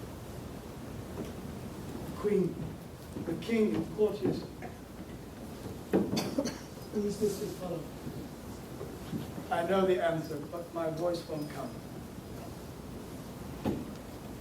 I cannot find nor form the words to tell my friend this body upon the bier is Ophelia, dead by her own desperate act. But soon there is no need, for the unsanctified ceremony is all too brief, and Laertes, beaten by sorrow, now leaps into her grave to take his sister once more in his arms. Now pile your dust upon the quick and the dead, till of this flat a mountain you have made. But this show is much too much for Hamlet to endure as he emerges from the shadows. What is he whose griefs bear such an emphasis, whose phrase of sorrow conjures the wandering stars and makes them stand like wonder wounded hearers? This is I, Hamlet, the Dane. But Laertes, sick at the sight of Hamlet's wounded eyes, dives for vengeance upon him. The devil take thy soul! Prithee, take thy fingers from my throat. At the king's command, I plucked the man asunder, but Hamlet would not be silenced. I loved Ophelia! 40,000 brothers with all their quantity of love could not make up my sum.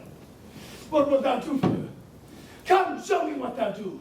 Would weep, would fight, would tear thyself, drink up easel, eat a crocodile, I'll do it. And if thou prate of mountains, let them throw millions of acres on us.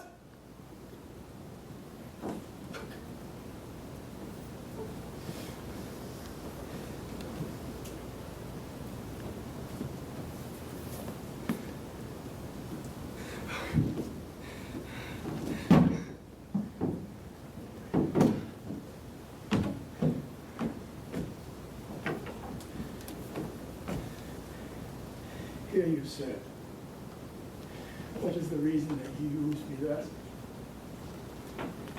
I loved you ever. And it is no matter. Let Hercules himself do what he may. The cat will live, and dog will have his day. I leave the much grieved Hamlet in haste away, and and soon within the safe and secure confines of his chamber, he finds time and means to tell me of Rosencrantz and Guildenstern's grand commission, which I figured while I slept where I found most royal knavery. An exact command, lauded with several sorts of reason, or he did not tell me to no surprise, no leisure waited, no, not to say the grinding of the axe. My head should be struck off. Being thus benetted round with villains, I sat me down, devised a new commission, earnest conjuration from the king, as England was his faithful tributary. But all of you know at these commencements, should the bearers put to sudden death. I'll strike in time aloud. Fork the bit up, inform the others, strike and gave it my father's signet, and placed it safely. Never know. Now the next day was our sea fighting, but this was secret, that was most already. So Guildenstern and Rosencrantz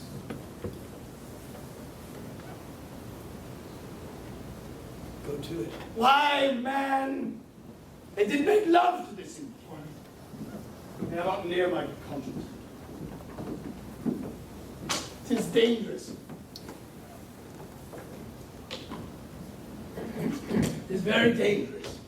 And the baser natures come between the pass and fell and sent points of mighty opposites. Mighty opposites indeed. For in that moment, young Osric arrives with news of a wager. The king, sir, has laid 6 Barbary horses against 6 French raiders, that in a dozen passes between yourself and Laertes, he shall not exceed you 3 years. And it would come to immediate trial if your lordship would vouchsafe the answer. Sir. And I use that very generously. I will walk here in the hall. If it please his majesty, 'tis the breathing time of day with me. Let the foils be brought. The gentleman willing and the king hold his purpose, I shall win for him, if I can. If not, I gain nothing but my shame and the odd hits. I shall deliver this out.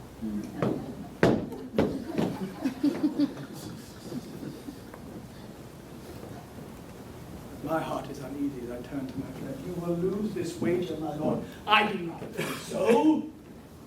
Since he went into France, I have been in continual practice.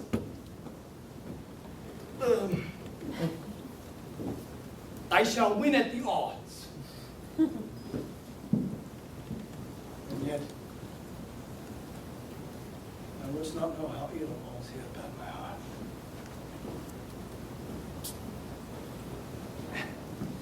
Let that go. Nay, my lord, if your mind is like anything, obey it. I will forestall their repair hither and say you are not fit. No, not a whit. We defy augury. There's a special providence in the fall of a sparrow.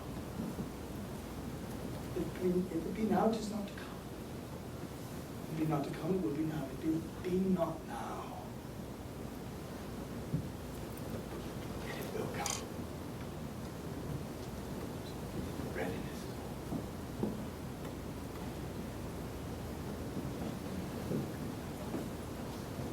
Because no man has altered what he needs. What is it?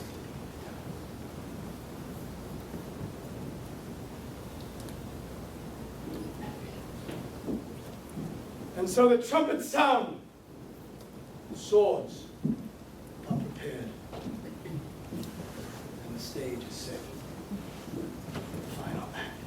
Give them the foils, young Osric. Cousin Hamlet, you know the wager. Very well, my liege. Your grace has laid the odds on the weaker side. I do not fear it. I have seen you both. But since he is bedded, we have therefore odds. Set me the wine upon the table. If Hamlet give the first or second hit, or quit in answer of the third exchange, the king shall drink to Hamlet's better breath, and in the cup a union shall he throw richer than that which 4 successive kings in Denmark crown.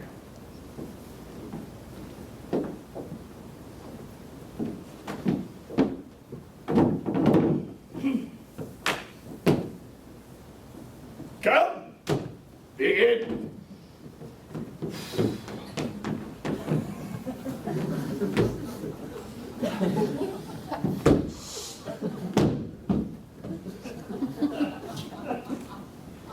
Come on, ladies.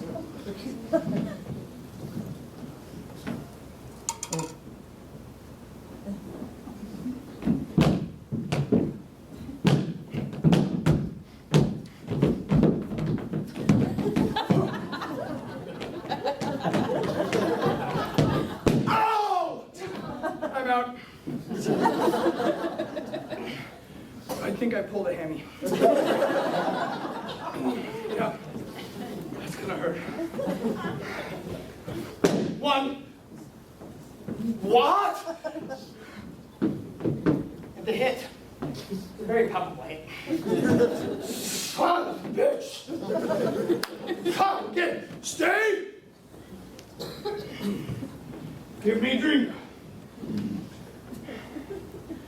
Now the king drinks. Hamlet.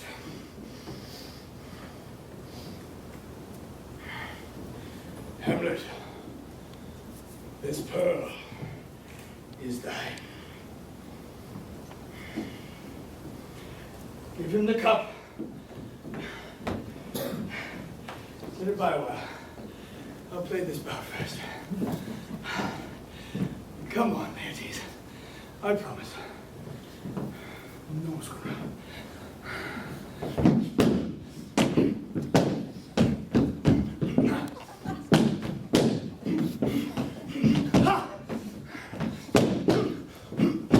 Another hit. What say you? A touch, I do confess. Our son shall win.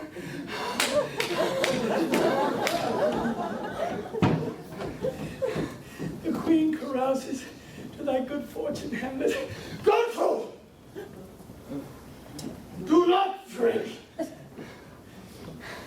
will, my lord, I pray you pardon me.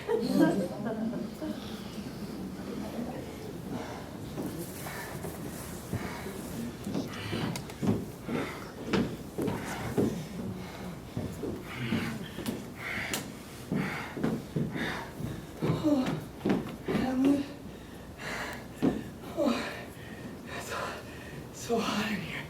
Oh, come, let me wipe your brow. Mother! You're embarrassing me. Come to the third, deities. You do but dally. I think you make a wanton of me. Say you so, my lord. And that's enough.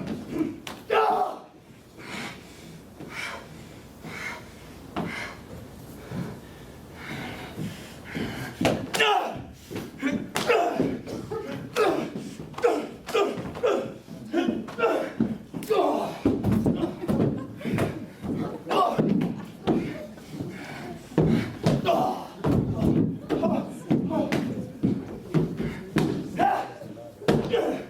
Get back.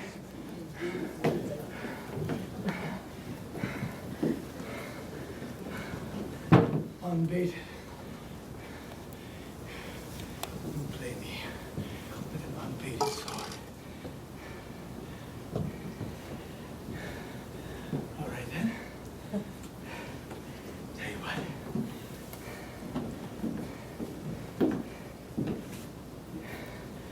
You play with mine. And I'll play with yours.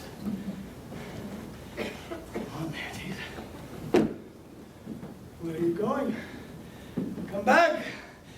the third. No. That's right. Come on, ladies. Come on. No, madam. No.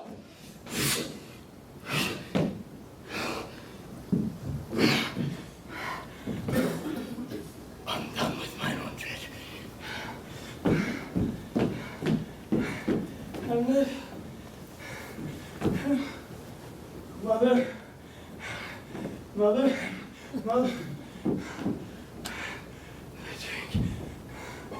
The drink.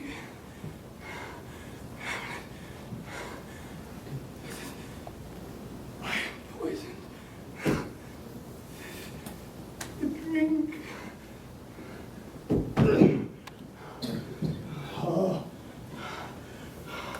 Oh, villainy. Let the doors be locked! Treachery! Seek it out! It is here, Hamlet. The treacherous instrument is in thy hand, unbaited and venom. Foul practice has turned itself on me. I can no more.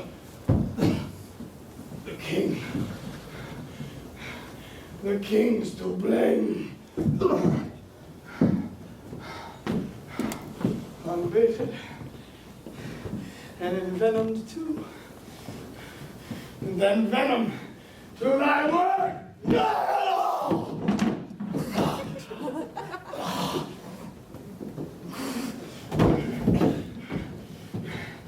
Drink of this potion is thy union here. Follow my mother.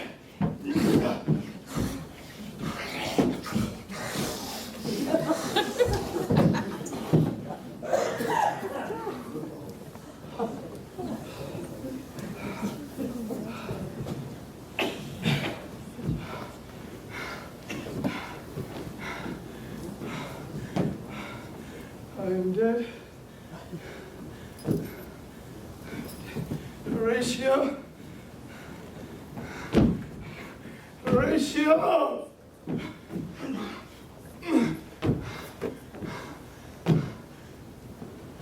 I'm dead, Horatio.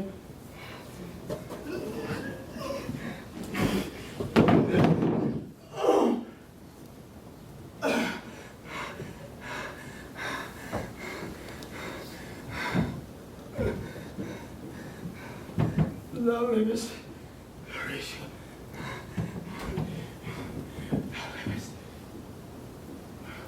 Report me and my cause aright. The unsatisfied. Just out here! Thou didst ever hold me in my heart. Absent thee from felicity a while, and draw thy breath in pain to tell my story.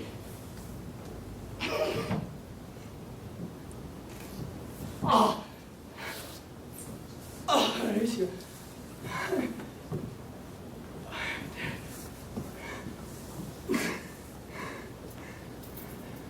Potent poison. The white oak grows my spirit.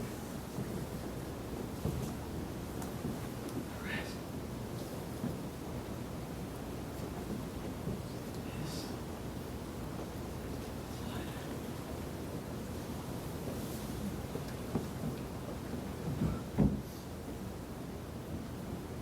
And he was gone.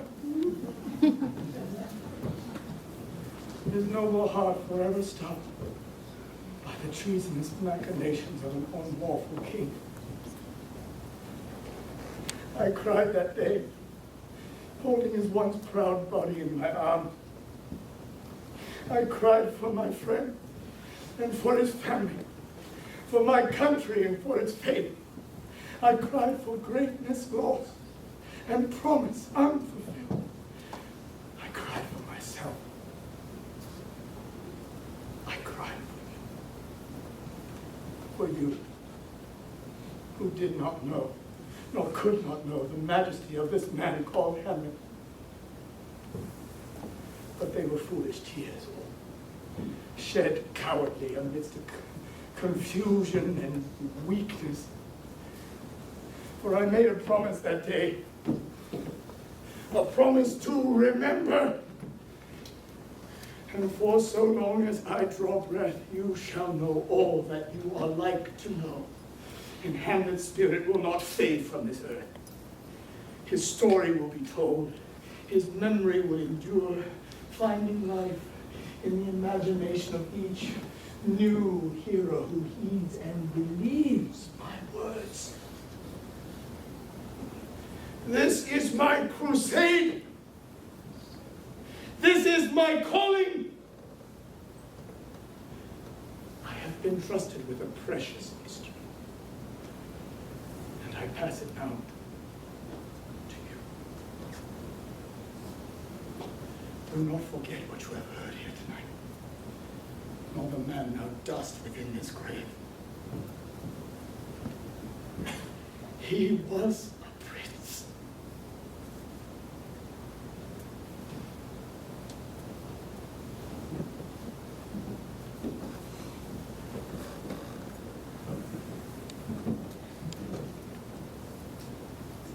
Good night, sweet prince. And flights of angels sing thee to